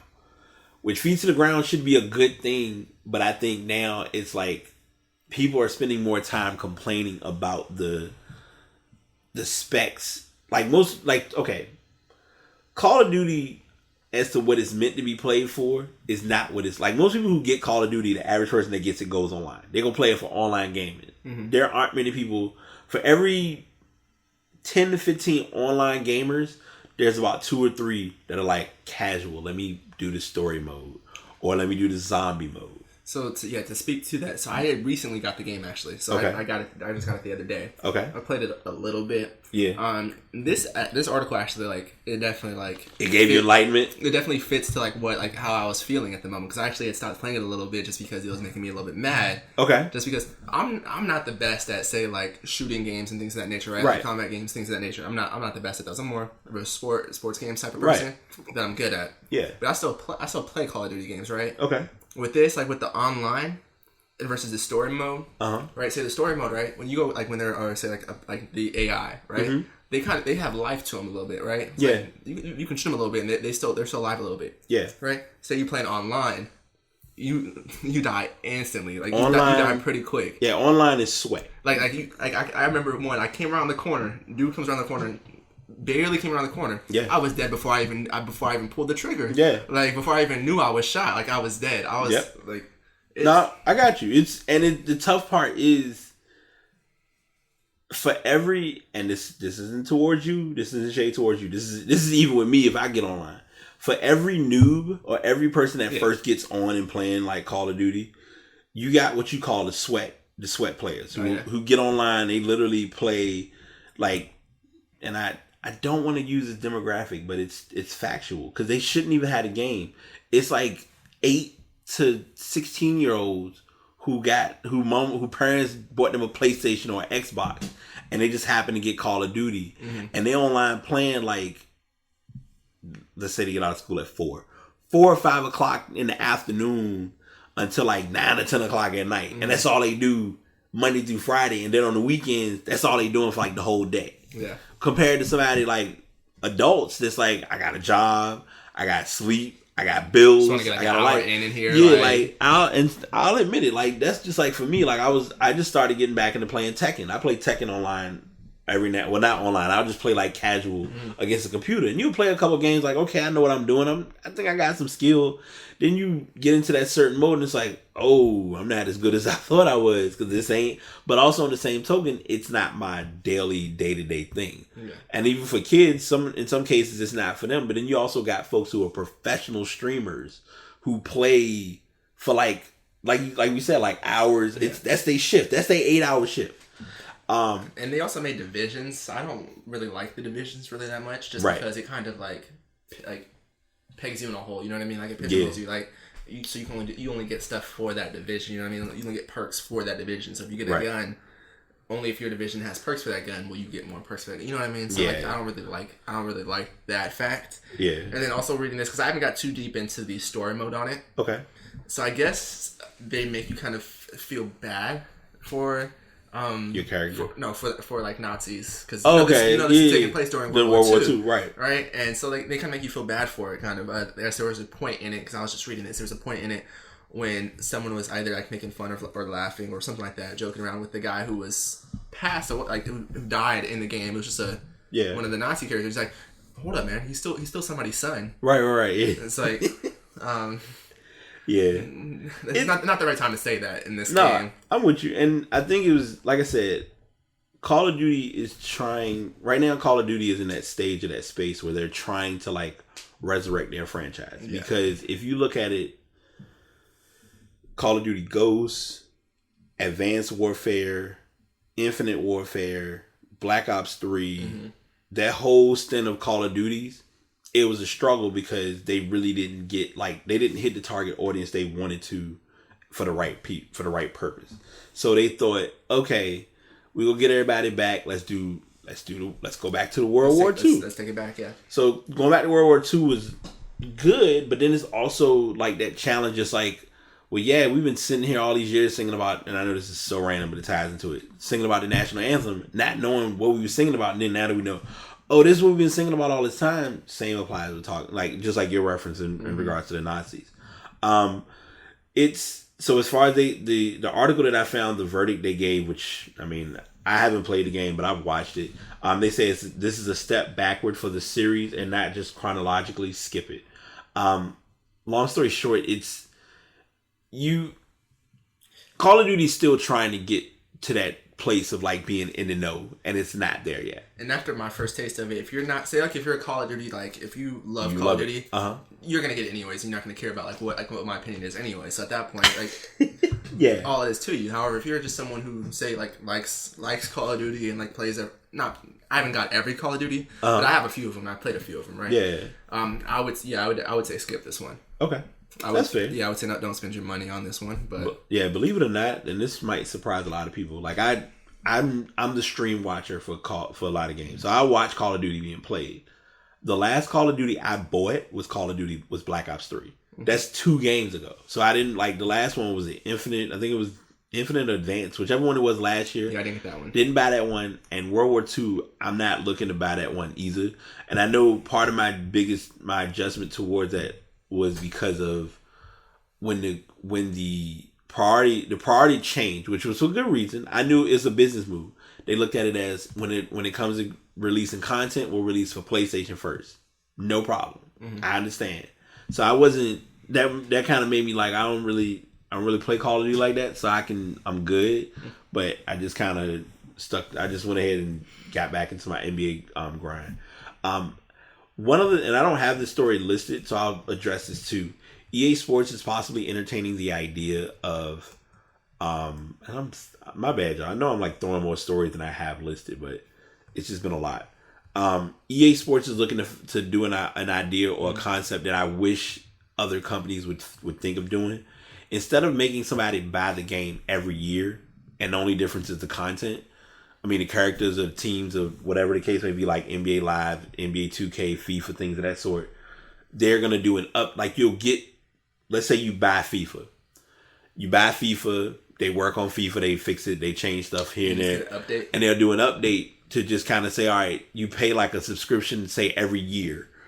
And that way you just do a one-time pay. You do a payment each year if you want to get the newer version. But you don't have to. It's not like a mandatory thing. Exactly. Like if you don't get it, like you can still play. Use it no more. Okay. Exactly. Yeah, I like that. I would rather them do that because I feel like paying $60 a year for a game. A lot of times, some people say that you paying $60 for the same game every year.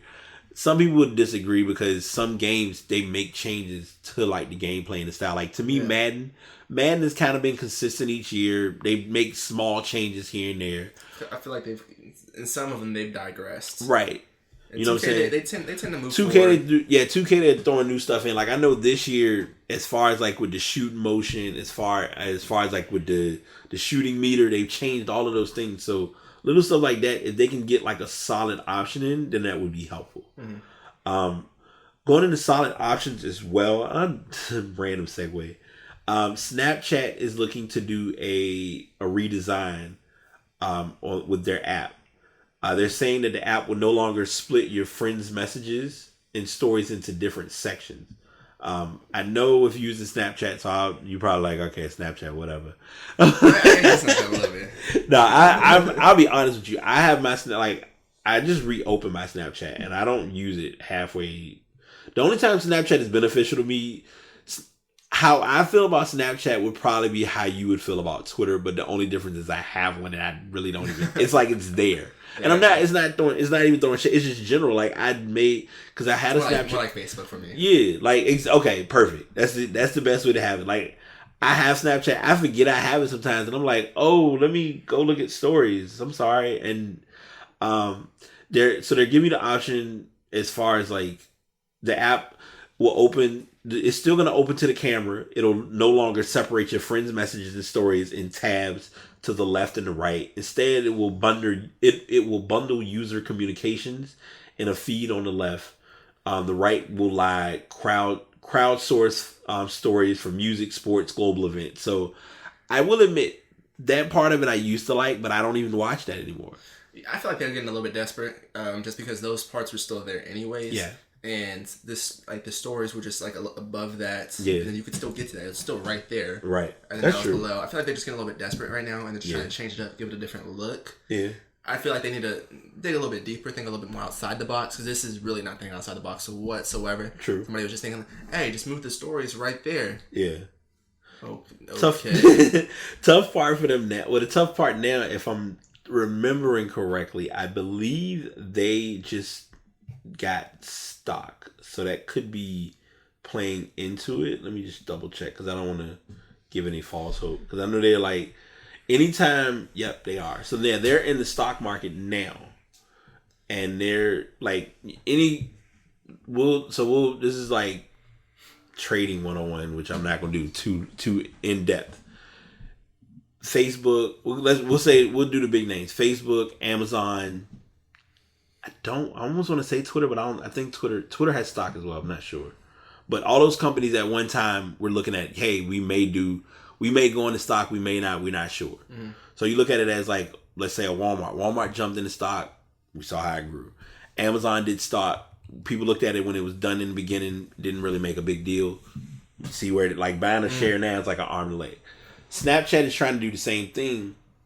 But it's a tough business. They're a day late and a dollar short. Oh, yeah. It's a little late for that now. Like, it is. With Instagram out and all the social media outlets out. Yeah. It's kind of like supply and demand. Like right now, like there's not really a lot of demands for it, you could say. You know what I mean? Like all the users who are going to be onto it are kind of already onto it. Yeah. The only people that you can look to try to gain now, or maybe the younger generation coming up, try to get more people coming into it. Maybe get older people into it as well too. True. If you're not into it, you ain't gonna get this. This not gonna give you more reason to do it. This is gonna get you into it. This is just changing what's already on it. It's not adding a new feature to it. It's just moving something from one side. It's literally moving something from the right to the left. Yeah, and that's it. Yeah, and it's kind of making the other side more jumbled up now versus the right side. Because before, so it was just the stories, right? Yep. With the like global stories. Now it's your stories with your messages. Yeah, which and it's gonna bundle everything together. Yeah, you're right. No, I got you. I'm with you. You don't want to make things too complex as a user when it comes to like at the end of the day we want simplicity. Like that's all we're like. You want it to be streamlined, and if it's not streamlined, it's gonna like anything draw frustration. They probably thought this maybe makes it easier since it's all in one place. However, before it was like I swipe to the right if I want the messages. Yeah, and then you go to the left. You got I want the stories. Like that was pretty simple to me. But that's true. I don't know. I'm with it. Artist Spotlight this week is a local classic. I know you're probably going to ask me, why did I pick him as the Spotlight? But it is Chris Brown. If anyone has been under a rock, you may or may not know. He did release his 45-track album, Heartbreak on a Full Moon, a couple of weeks ago. If you would ask me how far along the album I am, I really don't even remember because it's 45 track. Yeah, I might be in the. I think I'm still in the 20s, and I have yet to really listen to it. So, he is from Tappahannock, and I really don't. I mean, as far it's okay. Talk about too many characters, huh? Yeah, it's to give you a very nice way of describing Chris Brown. Chris Brown is more known as the dance mogul at one time in like late 2000s. He was kind of like the come up of, trying to mainly get the attention with doing different albums such as Fame, Graffiti. He had quite a few albums that gave him a lot of attention. He did do a hit single with Jordan Sparks, No Air. He was working with T-Pain on the song Kiss Kiss. Big controversy with him, of course, was with Rihanna. That's what kind of was like the star-studded attention grabber. Yeah. And it looked like after that point, he couldn't really get things back on track. He was trying to get... He still gave music a go. He did a decent job at getting things back on track. I mean, his music was still there. Yeah. Also, with his acting career as well too. Like even after that, because that was in 2009 when that happened. Yeah. After that, he was in the movie Takers in 2010. He was in the movie Think Like a Man in 2012. Yeah. And he was in the movie Battle of the Year in 2013. So he had a mix and match. I think the only tough part for me was, all right, so I'm using Chris Brown. I feel like I'm using Chris Brown, but I'm not using him. He, as far as like his music, like his early music, he was on it. He was doing, the pop thing. He was doing his music here and there, dancing and all that. Everything was fine. Mm-hmm. His latest bit of music, it's one of those things of, okay, like for me, for instance, I'm 35. If I'm approaching a 35-year-old mind, like if I'm a 35-year-old, you expect me to have somewhat of a 35-year-old mindset. Yeah. If I'm coming in still with my childish mindset, such as like a lot of people misinterpret, like with me, I always say the example for me is like, okay, Brian's a gamer. He loves video games. He plays games all the time. Mm-hmm. But the reality is, no, I just have free time and that's something I like doing. If gaming was my life, then that would be different. Then it's like, well, Brian, you're not a kid. You can't just say, all right, I'm going home and I'm play video games at like 2 a.m. It's like you got to adjust to what's new. And that's what, in my opinion, I think when I looked at him being like an artist, like I say, he did X. He was doing like chunking up deuces, things of that sort. He had his fourth album, Fame, which it did hit the top of the Billboard 200 in 2011. So it was after Rihanna Madness. Yeah. So and I mean, he like it's just all his little crazy stages. And then he brought out he's still only 28. 28. Yeah, 28. I mean, and I'm giving benefit of the doubt. But it was like when he brought like this album, Heartbreak on a Full Moon. He's doing like he's given the 28 mindset, but he still got that. I'm still Chris Breezy. I'm like you. It's almost like knowing when it's time to adults a little bit and think like, all right, you can't be singing about telling people about having kids, and here it is like you just had a baby and. Like, I understand, like, it's the distinction. Mm-hmm. And it's not me, like, arguing with or against his music. And it's, like, normally I wouldn't... I don't know. It's, like, okay, so albums, like, you mentioned a couple albums. Like, I'm, like, for instance, Graffiti, I Can Transform You was a different style. He did the collaboration with Tank, Take My Time. Then, like I say, blended in with, like, in 2011 when he did the album Fame. He was, that album, took a good place as far as like he was, best R&B album. He performed Beautiful People, Turn Up the Music, which kind of was like going into that techno pop style music. Because a lot of people forget in, I would say 2011 up until about 2015, 2016. A lot of artists were going pop. Everybody was just throwing pop music and techno sounds into their music, which it worked. And I'm not like judging him or anybody for doing it. But yeah, after he followed by him bringing out the album X, he pleaded guilty for simple assault. It was an altercation with a man that had occurred like the previous year. And then he was, by him not being as inspired with the dance pop and more R&B oriented, which he was able to acknowledge, it had different contributions. Lil Wayne, R. Kelly, Usher, Rick Ross, and Brandy, among many others. And throughout his career, he has won, let's say, several awards, just to count to his accolades, including 14 BET Awards, 5 Billboard Music Awards, 5 Soul Train Music Awards, and according to the Billboard, Billboard, Brown has 7. He has the 7th most Hot 100 entries on the chart with 82. Nice. Yeah, he did his thing. Yeah, I mean, he performance wise, he tears it up. Let's make no mistake about it. I'm never gonna be the bad guy and saying he doesn't when it comes to entertaining and performance. So he's had problems off the stage though, when outside of say performing. Yes, definitely. I think that's what how I kind of did the presentation and looking at how things did or didn't go with him. But I mean, overall as a person, I mean, things happen, life happens. But he's been able, like you said, he's moved forward, and that's kind of the important factor. And to count to say what you're talking about, say with maturity wise, right?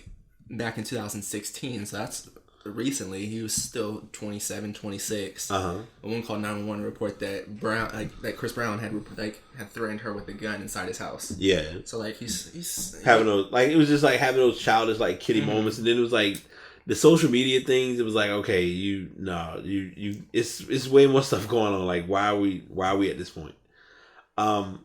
So we're going to go into, and normally it's typical tradition, we'll usually do Ass of the Week. We have Ass of the Week. The first part we're gonna do, and normally I would do Ass of the Weeks first and then do Pass of the Week, but this week I'm doing the Pass of the Week, which will then blend into an Ass of the Week, and then we have 2 other Ass of the Weeks that we'll get into. So Pass of the Week this week, Roy Halladay, if anyone watches or tracks baseball, he was 40 years old. He was in a plane crash in the Gulf of Mexico back on Tuesday.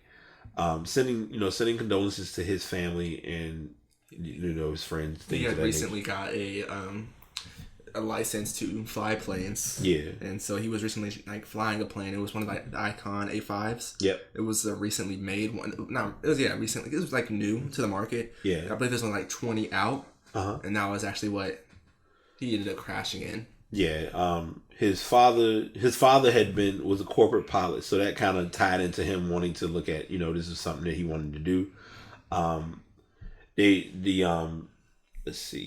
This company who I guess sold the plane say, we were devastated to learn that former MLB pitcher Roy Halladay died today in an accident involving an Icon A5 in the Gulf of Mexico. We have gotten to know Roy and his family in recent months, and he was a great advocate and friend of ours. The entire Icon community would like to pass on our deepest condolences to his family and friends. We'll do everything. The company is willing to do everything it can to support the accident investigation going forward, and will comment further when more information is available. Being a pilot, flying planes, that was his passion, and that was what Nako, who is, if I'm not mistaken, one of his best friends, has stated. But yeah, it's a tragic story to have it happen as it did, but just the fact that there were no other survivors found. Yeah, it's crazy because that's too. Well, this is a past pitcher who was great. He definitely had his accolades. He had 8 All-Star appearances. He had 2 Cy Young Awards, a perfect game, and a postseason no-hitter. Right. One of 2 people to have a postseason no-hitter. Right. Also, just the fact that there was another pitcher who had lost his life. I believe it was last season, or maybe the season before. Hernandez with the Marlins. Yeah. So. Yeah, I think his was on the boat incident. If I'm not mistaken. Because I feel like either we did it or I know I talked. I feel like I talked about it. No, we did it. Okay. I was remembering, I'm like, yeah, we done ran through some shows. So given that story, and I know I'm not giving that story minimal attention, but the reason why I'm addressing that and then kind of segueing into Ass of the Week for Roy Halladay is because there were a couple of Boston radio hosts who did not show any class, had no class, and confirmed why they were asses, in stating it they kind of looked at it as if you go into something, you know what you're signing up for type of scenario. You don't blame somebody for dying. Yeah, right. That's first of all. I feel like that's like a cardinal rule. Yeah. One of the quotes from one of those asses was, if I die helicopter skiing, you have the right out there to do the exact same thing I'm doing to Roy Halladay. He got what he deserved. Like, that's pretty much what he said. And like that's definitely uncalled for. You don't, if you're not gonna say something nice at that point, just don't even bring up that topic. Yeah, and then using the terms, saying that they were referring to him as being a jackass, a moron, and an idiot. They was didn't explain that they had no sympathy for the former pitcher. You're 40, using the reference of you're 40 years old and a multimillionaire with a loving family, and to you have to get that thing where you can dive bomb from 100 feet to 5 above the water with your single engine plane with your hand out the window. Yeah, man, look at your G-force on this. I'm Maverick. And it was like, say, yeah, man, look at this. This is so cool. And you die, splat. And then he also he imitated the sounds of explosion as well too. Right. That's just uncalled bad for. timing. Yeah. And then they also went on to say that what bugs me about a story like this is when they use the word tragedy. A tragedy is what happened at the church in Texas this past weekend, or an orphanage burning down. This, you know what the risks are. It still doesn't mean it's not a tragedy. So when a plane crashes, it's not a tragedy. So like if a plane full of 200 people crashes, that's not a tragedy. That's not a tragedy. Yeah. It doesn't matter that like the amount of people in the plane. Either way, it's still a tragedy at the end of the day. Yeah. Like he got his license. So that means that he was licensed. He was certified to fly. Yeah. It's not like he didn't know what he was doing. Yeah. He knew what he was signing up for from the beginning. And then as an added bonus, I mean, like I would almost compare it to like you get in your car, and I always come back to this. People use certain terms and not thinking about it. If I get in my car and somebody hits me, that's a tragedy. Like that's something that happened. Like that's a risk that's being taken. Like that could happen to him. He could say vice versa. Let's say you're driving the car. Say nobody hits you. Say it's a slippery road, or say something else does happen. Right? Yeah. Anything unforeseen does happen while you're out on the road. Right. And then there is an accident. Right. That's a tragedy at the end of the day. You know what I mean? A life is lost. That's a tragedy. Yep. So yeah, that one was just wrong and just done backwards. I knew this was being a story, but I forgot because this is so dysfunctional. So, gonna take folks back to, I can't remember the exact year. It was like late 90s, early 2000s. The movie Titanic came out. There's a scene in the movie that's played where the chick is standing up on the balcony on the front of the boat, and she's got her arms out, and she's like, near, far, wherever you are, blah blah blah. My heart will go on. So Cam Newton decided it was in his best interest to use the Titanic term and blend it in with the show must go on. But instead of saying the show must go on, he decided to say the Titanic must go on. We have not confirmed if he's watched the Titanic as of yet. Yeah, we haven't. That's still in question. Or what he was actually trying to... What he was trying to refer to. Exactly. He apparently took the Titanic down with him, pun intended. So Titanic did go on, but it went on to the bottom of the ocean. Yeah, his exact quote was, "These are our expectations. Nobody is even giving us an opportunity. We just lost a great player, but nevertheless, the Titanic still has to go." That just was... And it was kind of like linked in and tied into the Kelvin Benjamin trade, which was just a lot. I think he's saying you guys had a good first part of the season, and now you guys are about to go on right, like we're going down. But I mean, if you're the tough part, okay. So the tough part I got to say about this is you're a leader. You wear the big C on your jersey for a reason. You're the captain of this team. The last thing that you want to hear a captain say is that the Titanic must go on. Like that's just not. They tried to justify it. They said it is understandable why Cam would want to resonate a message of resilience and determination during Sunday's press conference. Keep in mind that it came after the Panthers secured a 6-3 record. He should have just stayed with the cliche, the show must go on, because that's what he was mainly trying to refer to, is that the show must go on, instead of trying to think of a a different metaphor to use without advanced thought or preparation, because there was none of that was done. That had to be on the fly. I hope that he did not prepare for that. Yes. And of course, the internet had a field day with it. And they basically said, does Cam Newton not know the Titanic, sank? Should I tell Cam Newton the bad news about the Titanic, or will someone else? Cam Newton, the Titanic still has to go. Everyone listening. And then they give the infamous meme of the guy who's blinking his eyes randomly. When you realize Cam Newton referred to his team as the Titanic in the post-game interview, pretty accurate. Devin Funch's pregame jersey, grind, chase your dreams. Just the dreams of the Titanic. Yeah, dreaming of the Titanic, trying to move forward. It was just sadly the botched Titanic reference that came moments later sunk the entire statement. No pun intended. Chances are that Cam Newton will get back on track and navigate through the rough waters of criticism, so that he and the Carolina Panthers will head back to smooth sailing as they face the Dolphins tomorrow. Chances are he will not be an inspirational speaker, because that was not very inspiring. Yeah, he failed on that one. It's an added part to that it's almost like we didn't learn. Like in his case, he didn't learn, because it's already bad enough he wanted to, like, him making a reference in regards to asking a reporter if she knew what a route was. And he said something about that, yeah. And he also walked out on a different one, like, we just didn't want to answer any questions. Yeah, it's like, it looks... He's not good with the media. He's not. But you have to have someone that's able to, like, that's your job. Like, even when Tom Brady went through all the gates, he still stands up and does media. They don't... Like, you gotta at least address it. Even if he's just not good with it. Yeah, that's true. I mean, I guess I just gotta. I feel like that's more to the Panthers, though. They need to get somebody in there to help him with it. But I'll take a trip down there. I'll show him how to do media.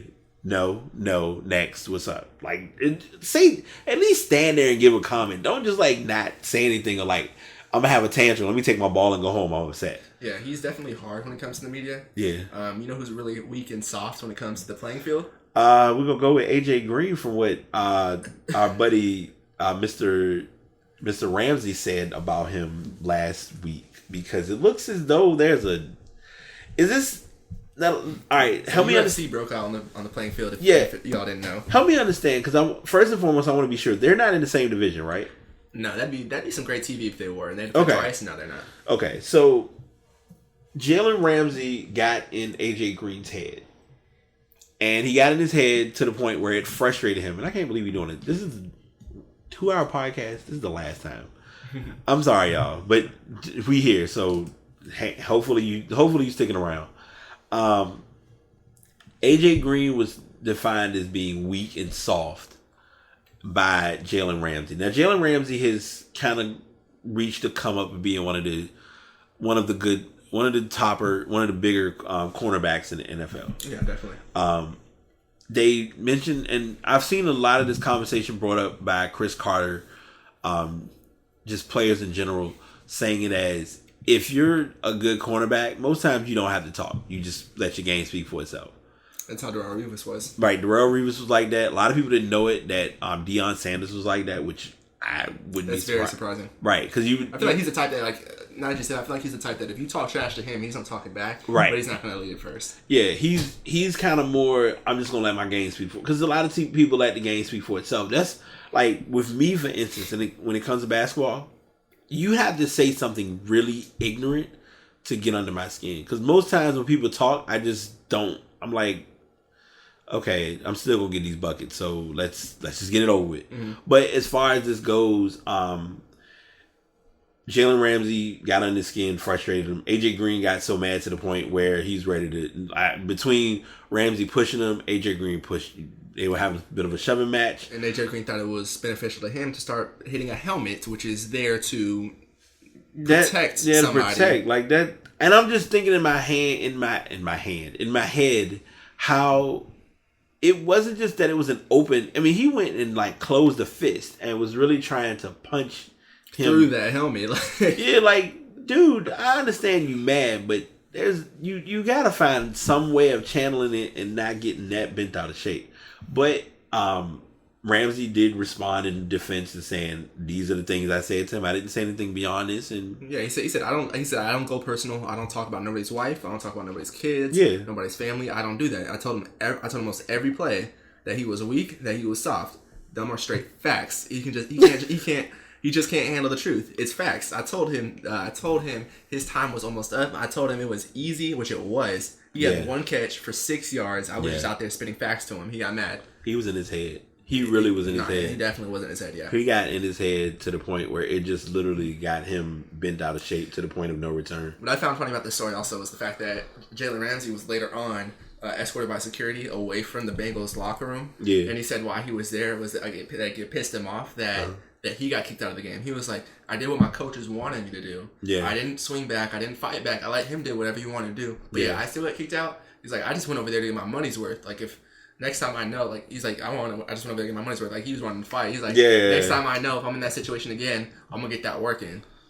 Yeah. So and then you do that. And if you end up not being in the NFL or get a heavy, guys have to understand, man, you can't do stuff like that. Or also, even worse, that it could possibly, you can get, that can turn into heavier fines or heavier suspension. Well, I feel like Jalen Ramsey wasn't in the wrong at all, and I feel like he shouldn't have even been kicked out of that game. To be honest, I feel like that was all AJ Green on that one. Yeah. Now, if Jalen Ramsey would have thrown a punch back, then yeah. But what Jalen Ramsey did was after he got touched by AJ Green, he pushed him back. Yeah. But that wasn't really anything. That was a push. That was just a push. Like, come on now, it's football. You didn't get pushed. I think it was they really didn't know how to control what had happened because it all happened so fast. So like you guys you instigated it, so you're out. Like that's the only. I mean, I'm not, and trust me, I'm not clarifying it, but that's the only thing I can think of was the reason that it all went down the way it did. That makes sense. So yeah. Yeah. So,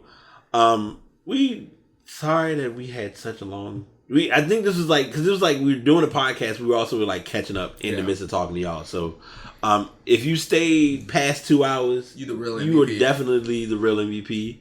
I will dance at your wedding. That's just the bottom line. But hopefully, as always, and I'm gonna work on removing hopefully at some point. But in all reality, we're gonna make sure we get this thing going because it's quite a bit of information to go into as far as with the weekly shows.